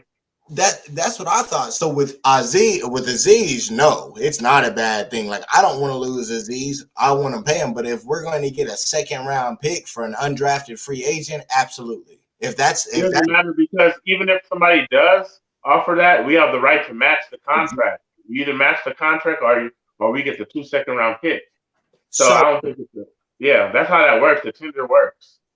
So ultimately, if they sign that tender, then they no longer can get offers from another team, correct?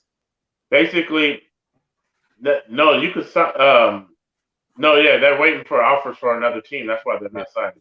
Right. So that makes sense. So because I didn't know, like, all right, man, well, are we possibly in the works for multi-year deals? Because Jawan's not signed his either.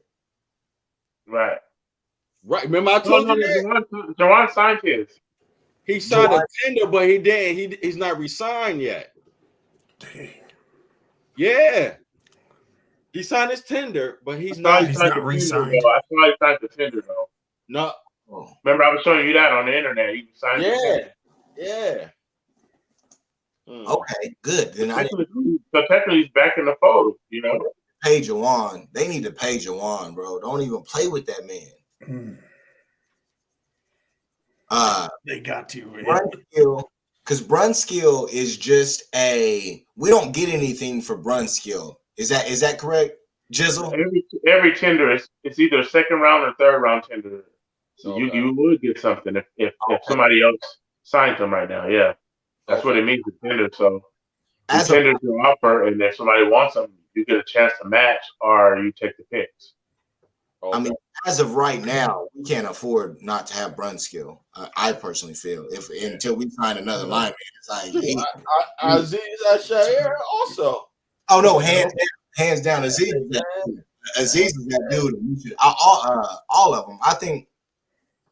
Yeah, no, I think definitely Aziz and Jawan should get multi-year deals. Brunskill, we can go on a year-by-year basis, but this ain't the year not to have Brunskill. As far as where we're at right now, it's concerning. Yeah. It's concerning big time. Yeah, it is. And I didn't know that. I didn't know that neither of them. Aziz gonna end up signed it. So Aziz gonna end up costing some money, dog. Yeah. I like Aziz a lot, and Aziz gonna get some money, man. Unless, well, I don't know. Because I personally feel like last year Aziz was the third best player on the defense outside of Jimmy Ward and Bosa. Bosa 1, Jimmy Ward 2. I personally feel like Aziz was the third best player on the defense all year. Yo, you're thinking what I was thinking. Yeah, I was thinking the same thing. Mans was hurt a lot too. But that's the other part of Panty. It's like we just have bad injury history, bro, and it's like, I think it's just the physicality that they play with, bro, and it's just who they are. It's how the team's built, and it's something we're probably gonna have to deal with year after year. It's really what scares me about paying Debo all this money, man. And last year was difficult, man, with this pandemic and stuff like that. Last year was just different, man. Different vibes, no fans. Crazy. You know, it was crazy, man. With all the injuries, bro, it's like we got fortunate to get that bye the Super Bowl year because we were injured as hell going that off. Got us 2 or 3 dudes back that weren't fully healthy. They could just play because if we would have been in the wild card games, those dudes wouldn't have been able to play. So that helped us. It helped us, and so I ain't gonna lie, man. I love Debo, and I ain't trying to trade him or nothing, man. But paying Debo $25 to $28 million a year, bro, and he's had one fully healthy year. Yeah, that's scary, dog. It's scary. I'm gonna share this one more screen with you guys. I wanna know from you guys who you think is gonna resign or not resign. Or who do you want back? I think one of them. Well, I know one of them who we want back. What y'all think? I just want Arden Key and Jason Barrett. That's it. Thanks. Yeah. Get rid of Josh Norman by any means necessary. You know what I mean? Yeah. He's got to go. Yeah, man. He's got to go. Yeah. Mohamed Sanu, he can go. Yep. See ya. Yep. And you know what? I had very high expectations for Travis Benjamin, man. And that was the speedster. Yep. You know what I mean? You know what I mean? And he was the one that he backed out of the contract last year because of the pandemic. So this past season, I had high expectations for him, man. And I'm like, yo, what happened? Yeah. Especially when they use him as a punt returner. I'm like, really? There was times he was muffling the ball when he caught the ball as a punt returner. I was like, yo. Man, I personally feel like we got enough small wide receivers. We got JJ, bro. He need another target.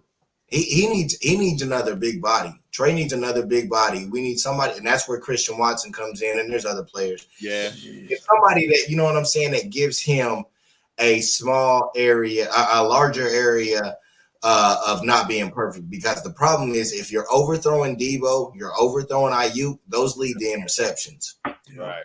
If you overthrowing Jawan, if you're overthrowing a Julio, those aren't leading to interceptions in the same scenario. And so that's where I think we need another 6'4", 6'5" wide receiver, 100. Please. But back to that list, I definitely exactly what Gizzle said, Arden and Verrett. Yeah, and I agree. If we got to pick a third on that list, at a good contract, I like what Marcel Harris brings. I was thinking Tart. I'm out on Tart. I'm tired of them. That's it, and it could be me. And it's just me. I used to be a big fan of Jaworski.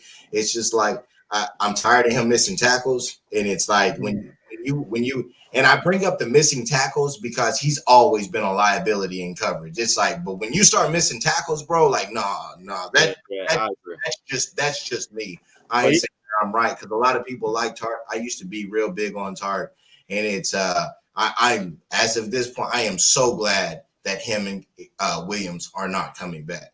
The thing about Tart is not like he's a bad safety. It's just that he's taking a spot up of a guy we could be developing into being great safety. You know what I mean? Good point. Very good point, yo. Very good point. You hit the nail right on the head, bro. Now, if Tart want to change up and take a contract and become a linebacker, and like Marcel. I'm with that. Yeah. He's a gamer, bro. He's a baller. You know what I'm saying? He plays all hard. But so yeah, he's not a bad player in any ways. But exactly, bro. We need to develop somebody. There's way better options, and I'm tired of watching the secondary get exposed over the middle. And most of the time, it's between Tart and Keywan Williams where the exposures are happening. Yeah. See, the thing is, I didn't mind bringing him back though. I didn't mind because he has a lot of he has a lot of pluses as far as he's a great communicator. He has the height. What is he? 6'1", 6'2", 6'1", 6'2". He has the speed. And you're right. Fred, you're right. I was always concerned about his tackling, yo. I'm like, yo, what the hell are you doing? Like, what the hell was that?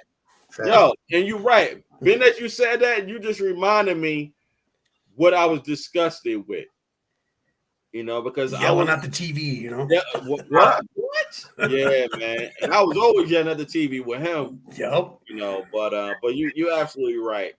I think it's another area that we need to improve. Fred Warner has got to get better in middle of the field coverage. He has got to get better at being in the middle of the field and not letting these dudes get behind him and these passes being complete. I love Fred. Fred's all pro, and everybody's going to have weakness, but he has to put the time in, or D'Amico has to. They have to do something with that particular portion because the middle of the field is too big of a fucking problem for the dudes that we have. Wide open. You know why I think you're saying that? Because the offense that we're competing against, it's a scheme. They know Fred Warner's not that fast in the middle. So what they do, they put their burner. They put the burner in the middle. Every time. Exactly. So as soon as you said, yo, bro, I study film. Yo, what you're saying is he's getting burnt by a burner, yo. And that's how he gets burnt. And I understand because when he gets scored on or to get receptions on, I'd be like, yo, I know why, because they targeting him because he's not that fast. Facts. Right. You understand? So as soon as you said that, you're absolutely right. Yes. It's just that's his position. You feel what I'm saying? And it's just unfortunate that they got a player coming out the backfield on their offense to scheme on against him. So, but you're right. Yeah. But it's sometimes unfortunate though. It goes back to where we were talking about. That's Fred's fine in that area if you can put Jimmy Ward in that strong safety position and he can help Fred out and cover that because Jimmy's fantastic in coverage. That's where we need that full-fledged free safety on the other side like we were talking about last night. That's why, my humble opinion, bro, that's why I was saying, I said before, I was thinking about moving Jimmy at the nickel because, yo, when we play the Rams and we move Jimmy Ward to nickel, yo, Jimmy Ward be balling out, man. This is just my humble opinion. I think he's more physical in the middle than in the backfield. Facts. You follow what I'm saying? Sometimes Ward be doing bonehead tackles in the deep field, and I'd be like, yo, what was that for? Just like when we did against the Rams, when Tart had dropped the interception, and the very next following play, Ward had hit Beckham on the sideline. Yeah. You feel what I'm saying? But here or there, but I feel what you're saying. It's all about the scheme, though, bro. But you're right. You're right. That Tart dropped interception is.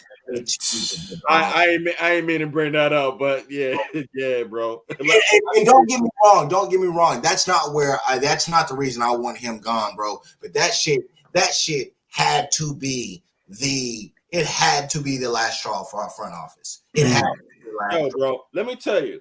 Being that we talk about it, yo, I was sitting down in front of. I was at my aunt's house. Me and my girl and my mother and my pops. I'm sitting there watching it, and you know when you see the ball selling, I said, "Yeah, we got it." I stand up. Yeah. I started jumping, and he dropped it. I was like, "Oh my god!" Oh. And I wanted that so bad because the Rams only had one timeout left. Yep. All we had to do is run that motherfucking ball out. That's it. Hold on to the ball and we got it, man. Exactly. We only had 3 options. Man. One, run the ball out, right? We could have either been in field goal range for Robbie Gold, or we could have got closer to the goal line and probably scored a touchdown. You follow what I'm saying? And bring the game. Like we would have been like the 37 when he caught it, and then he would have returned it, but he was like at the 35 or the 37 where he dropped. Right, and that's the thing. He has the speed, so you ain't no telling how much he probably would have gained after that interception. But here or there, man, I ain't mean to bring that up. But anyway, but yeah, man, it is what it is. But again, man, even though this season is going to be it's going to be exciting, man. It's going to be exciting to see as far as how D'Amico Ryans is going to organize his defense, man. I think we're going to see something new, just like we agree we're going to see something new with Kyle Shanahan offense, because the offense that, and you probably can agree, the offense I've been seeing from Kyle since he's been with us, it hasn't resembled to me how he was in Atlanta. Limited, man. Limited. You know what I'm saying? And I'm like, yo, this don't you feel me? Like, yo, this don't look like nothing like Kyle would. You know what I mean? You know, that man looked on 4th and 1. Huh? Punting the ball on 4th and 1, those type of things. That's not how they were doing it over there. That looks like in the last 2 years, it looks like he's aged 7 or 8 years. Yeah, he's aged big time. Stress. There ain't no signs of what it's gonna be. But that's where it's just like when we doing half cup, half full. You know what I'm saying? Like Super Bowl and NFC Championship with that bullshit. There ain't no telling, bro. When he locks it with Trey, bro, where it's going, bro. Where it's going. That's right. Yeah, man. Because we shouldn't be having any more of those games scoring less than 20. We should be around the 30s, bro. We should be averaging around 30 points a game. That's what I'm saying. Yes. With a defense that shouldn't be giving up more than 20. Right. And that's high end. Right.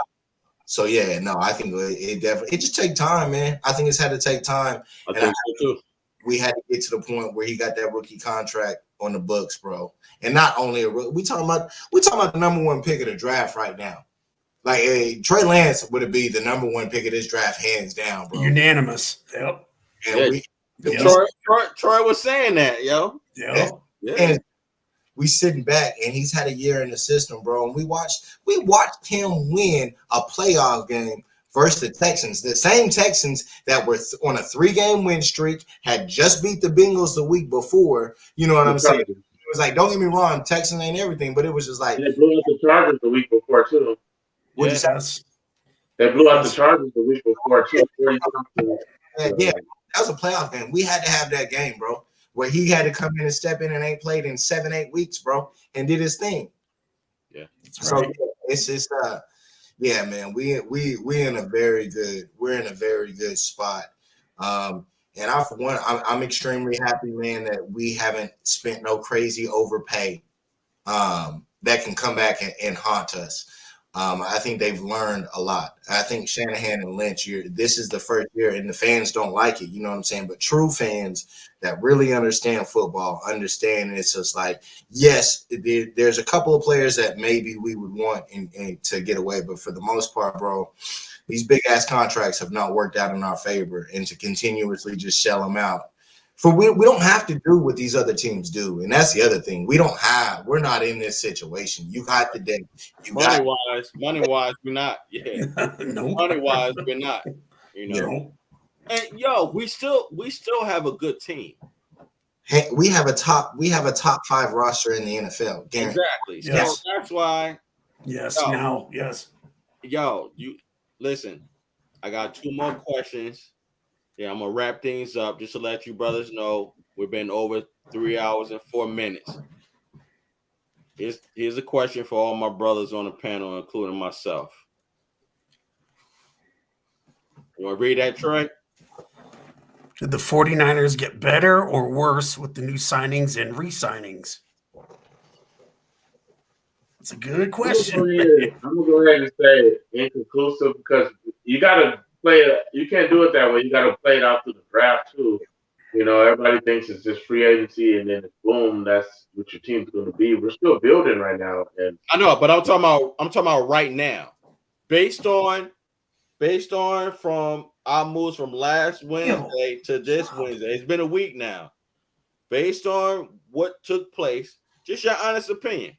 Worse than worse. Yeah. Okay. I say worse. I think overall better. I say it's weird. I have a weird answer. Overall better. But where we got worse at is on the offensive line, which could be a huge problem until we address it. Mm-hmm. Is how I would look at it. I think we're the same in a sense. I don't think we've gotten better. I don't think we've gotten necessarily worse. Potentially, but it kind of goes to we got to see replacing. We replaced DJ Jones by bringing back the depth. You may not predict, and I think with who we bring back, and if Mo Hurst can get on the field, I think, and Kinlaw's on the field, then it's a wash there at worst. But we got to figure out something on this line because there's just so many pieces of this offensive line that moving forward, because there's no reason for us to sign McGlinchey to another contract. He's not showing anything. We know this is going to be Alex Mass last year if he plays. Plus, we don't know how he's gonna perform after that injury he had. Yeah, no. So that's a big question mark.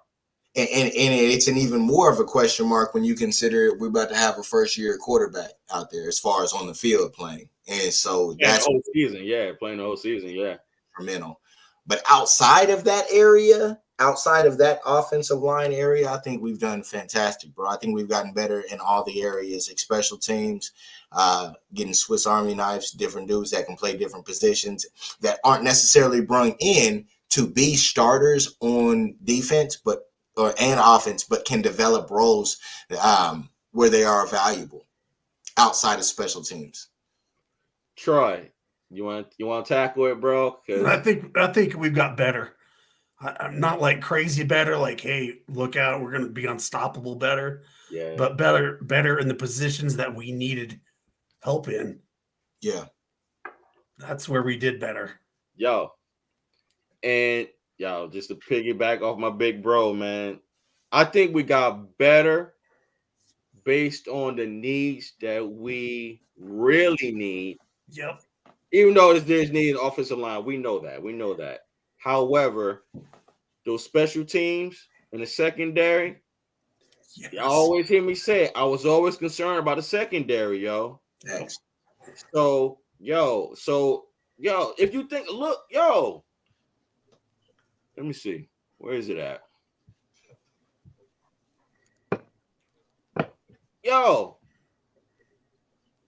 What is it? 3 out of 4 of these signings? Defense. Yes. Hassan, Oren, Odom, Ward. Yeah, 4 out of 5. Man. Reason why this is me. I'd rather get off the field faster right now than the offense being there longer. Now, keep in mind, we don't like how our offensive line is doing, but think about who we got as a quarterback now that's mobile, that extends the plays. You follow what I'm saying? So, my humble opinion, I could be right and I could be wrong. I'm just saying I think we got better based on the important needs, like Troy was saying, for our defense. You follow what I'm saying? You know? Absolutely. So that's just my position, man. And that's so far, like you said, just as of now.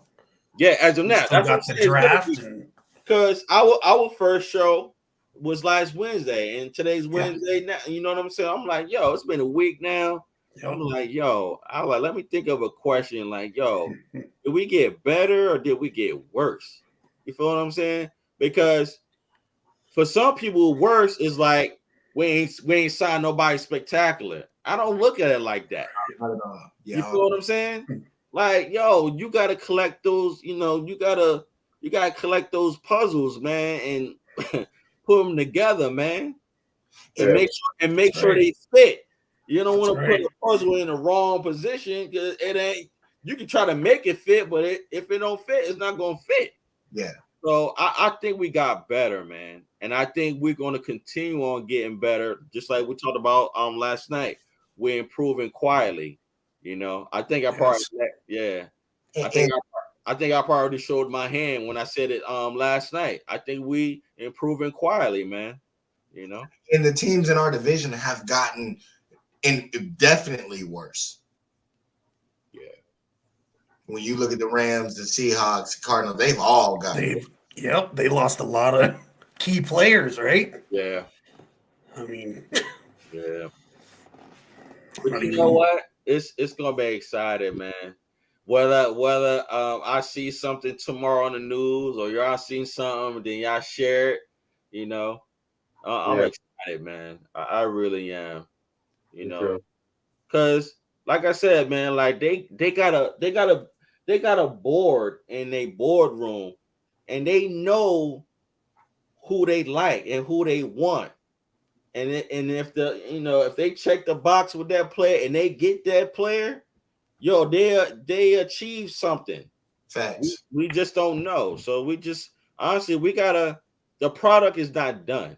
You know that saying? You gotta fly the plane while you're building it, or drive the car while you're building it. Yo, it's all about sacrifice, man. You gotta make sacrifices, man. Yes. Everybody ain't gonna see our vision, man. Facts. Just like we ain't gonna see their vision. The draft our strong suit. The draft's our strong suit. So we go into our strong suit when it comes into how we do as far as building our team. You know what I'm saying? This is what we do. Right. That and development. Exactly. Development. Yep. And that's what we're known for. You follow? And then their careers take off because of their development. You know what I'm saying? Especially our defensive line. Yes. Come on. Anybody you put in there, dog, they put up numbers. They produce. Yo, man. I know I gotta wake up in 5 hours. I really want to watch that interview with Javon Kinlaw. I really want to watch it, man. I'll probably check it out. It's he only talks for like 12 minutes. It ain't very long. Yeah, it wasn't very. It wasn't that long. Nah. I know me, man. Yeah, I know me because I get hyped. Once I get hyped, I'll be up. I'll be laying in bed. No sleep. Sleep. You know what I'm saying, yo? But on that note, I'm done based on the stuff that I had organized for us. It's true. Appreciate you organizing it. Oh man, no doubt, man. I enjoy it, man. I really do. Like I said, last night about last Wednesday. I ain't give a fuck last Wednesday. I was just happy to see my guys. But just to bring you up to speed, Prez, last Wednesday was our first show together, like almost over a month. Yep. You feel what I'm saying? Like we've been in contact, but not in contact like how we are together. Yeah. You follow what I'm saying? So like when you go to our channel and you see like previous shows, I did see it with different dudes, right? And there's reasons why I would say that. So I was laughing, Troy, like sometimes when things don't work out, you go your way and you let them go their way. You feel what I'm saying? That's right. So, but just to fast forward, what I had to do, I had to start my own StreamYard, and I started this StreamYard on March 1st. You look like you're frozen. You good, Prez? Oh yeah, he backed out. Okay. I mean, they just kicked me. I'm back. There he is. All right. Hold on. Let me. I don't know what happened. It just shut everything down. Yeah. I don't know what you heard, but what I was saying was, being that we had to go our different directions, right? I had to start my own StreamYard and YouTube page to get this all going again. Okay. You follow what I'm saying? So what I'm saying is March 1st is when I started this StreamYard, and it's only March 24th. So within getting the StreamYard, I had to teach myself how to work things, even though I did at that time, but I'm learning more. You Right. follow what I'm saying? It's like I got to be hands-on and also talk too. Mm-hmm. You follow what I'm saying? Because there's a lot of equipment that y'all don't see that I can see. Yeah. You know what I'm saying? There's a lot of stuff in the background on the sides that I gotta click and pay attention to and stuff like that. So I'm a neat freak, y'all. I like structure, so I got everything in order. So to make a chart, I had to start a YouTube page. So I'm just letting you know, last Wednesday was our first show within a month. So that was my reasoning when I was telling y'all yesterday.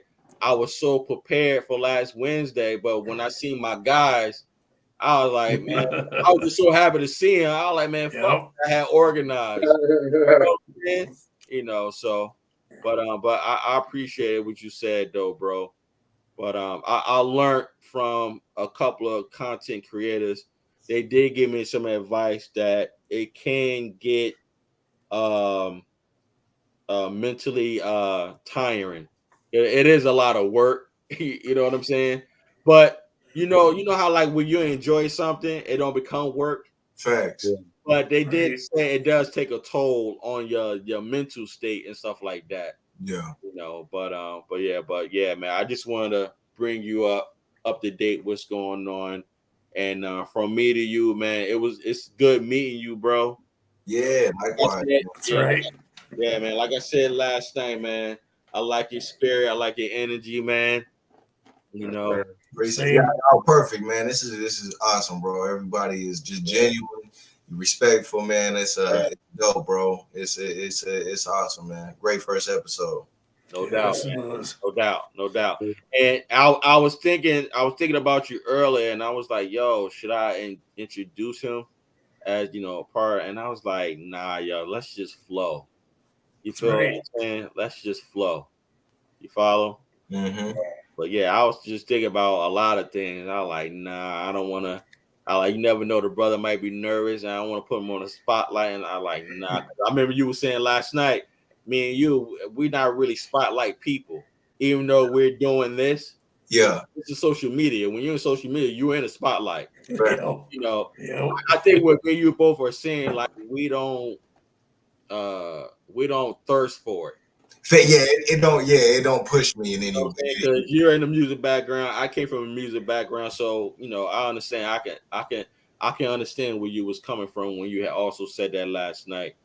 But from me to you guys, just great show, guys. Great show. It's trivia question time. Y'all ready?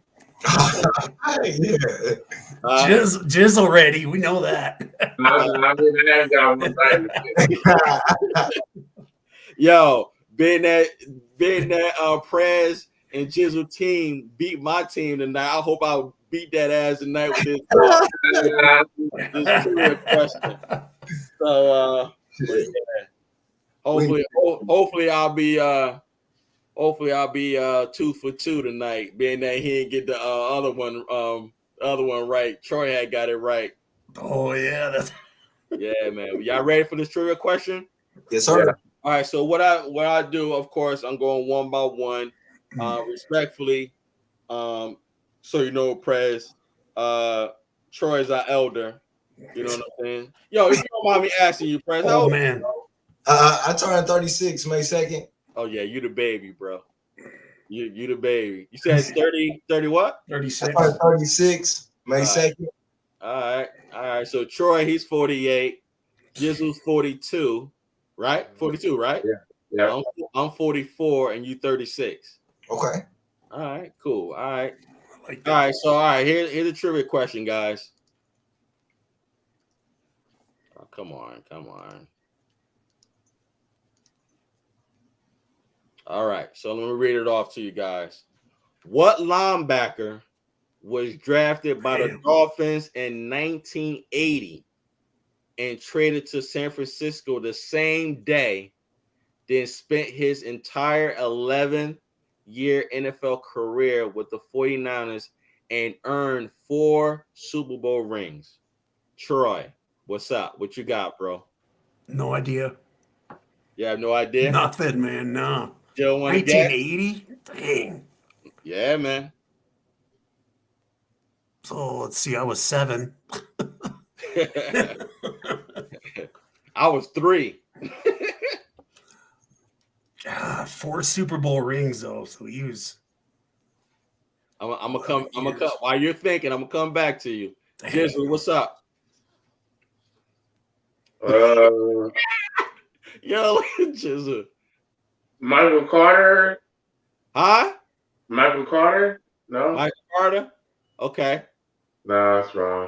I'll come back to you. What's up, Prez? Dog, I have no idea.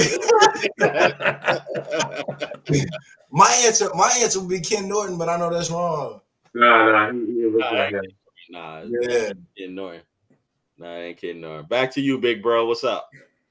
You got a guess? I've got nothing, man. I know as soon as you say it, I'll be like, oh, of course. Yeah. 4 Super Bowl rings, 11 years.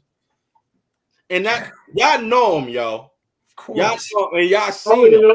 Oh, can I go? Go ahead. Mike Cross. Who? Randy Cross. Okay. Troy? Nothing. Prez? Let me Google it real quick. I have no idea. 94 was my first Super Bowl. I seen of them, so I know that ain't right because that 11, it'd be 91 would be his last year. So yeah, I don't know. Yeah, y'all ready? Yeah. All right. It's Keena Turner. Yes. Exactly. That's why I said I know y'all know him. Damn. Keena Turner. Y'all know him, right? Not Tina Turner. Keena Turner. Huh? No. He said Tina Turner. I got a Tina Turner story. He just recently graduated with his daughter in the same year. So exactly, yo. Yeah. I should have known that one, but yeah. As soon as I seen the question, I seen who it was. I said, oh, "Okay, I know this guy." And you're right. You hit the nail on the head, Jizzle. He graduated with his daughter because his daughter motivated him to go back to school. Oh, yeah. And they graduated together. Absolutely, yo. Yeah, man. Keena Turner. Yep. He won 4 rings. Yep. Yeah, man. Oh, yeah. Yeah, I'm looking him up right. Dang. Yeah. Vice president and senior advisor to the general manager. Yeah. Mm-hmm. And he's always around. Man. He's always around. He hasn't been, not recently, but he normally be around, though. That's why I was saying, I know y'all know. Either y'all don't know him, y'all seen him, but didn't remember his name. 24th season in the front office. See? Yeah, he's. And I think he's still there. I think he's still in the office. Yeah, he is. Yeah. Man, yep. Yeah, man. But yeah. Good question though. Good one. No doubt. Oh, I meant to say that's a dope intro video to the show. Appreciate it. Thank you, man. Absolutely, yes. Hey, yo, I appreciate it, bro. Yo, Prez, I got that done 2 days before our show. Last Wednesday? Yeah. Yeah, man. I did not expect that, bro. It started playing. I was like, oh shit. Yeah, man. Yeah, man. I got it done that Monday. Yeah. And we had then the sayings in the middle, right? Yeah. The saying and the no, it's dope. It was super. Yeah, and the helmets and I love it, man. Like anything I do, God willing, I like to do things professional wise. You know what I'm saying? Because people, they see your work, they see what you put into it. If you don't put nothing into it, they will see it. They'll tell you too. They see them like, yeah, he's put money into it, or they put money into it. People see what you do, man. Yeah. And you got some people that don't care what you do. You got here or there, Facts. That's right. But yeah, man. But on that note, man, I know y'all got work tomorrow, but I'm ahead of y'all. I got prayers by 1 hour. Yeah, was it 12:30 there? It's 1 o'clock for you now. Yeah, man. Dang, man. Like up 5 hours. Yeah, man. Jeez. Yeah, but it's all good though, man. I enjoy it. It seems like time flies when you're having a good time. Yep. Hey, fastest 3.5 hours in a minute for me. That's right. But yo, man, on that note, great show, guys. Yes, it was. Yo, always a pleasure, man. All right, anything y'all gotta say? Because I'm about to. It's great, man. Y'all have a great night, bro. I definitely talk to y'all tomorrow, man. Yeah. It was a great show. You guys have a great night, and let's go Niners. Go Niners, man. Yep. Yes, great show. Welcome, Prez. My man, appreciate it. We got a strong team now, man. This is good. Yeah. I'm excited for our future and everything. Let's do this. No doubt, man. Love all y'all. Likewise. Yeah, man. I'm about to sign out. Yo, y'all have a good night, all right? All right, bro. All right, you guys have a good night. Yeah. Cool. Yes, sir. Done.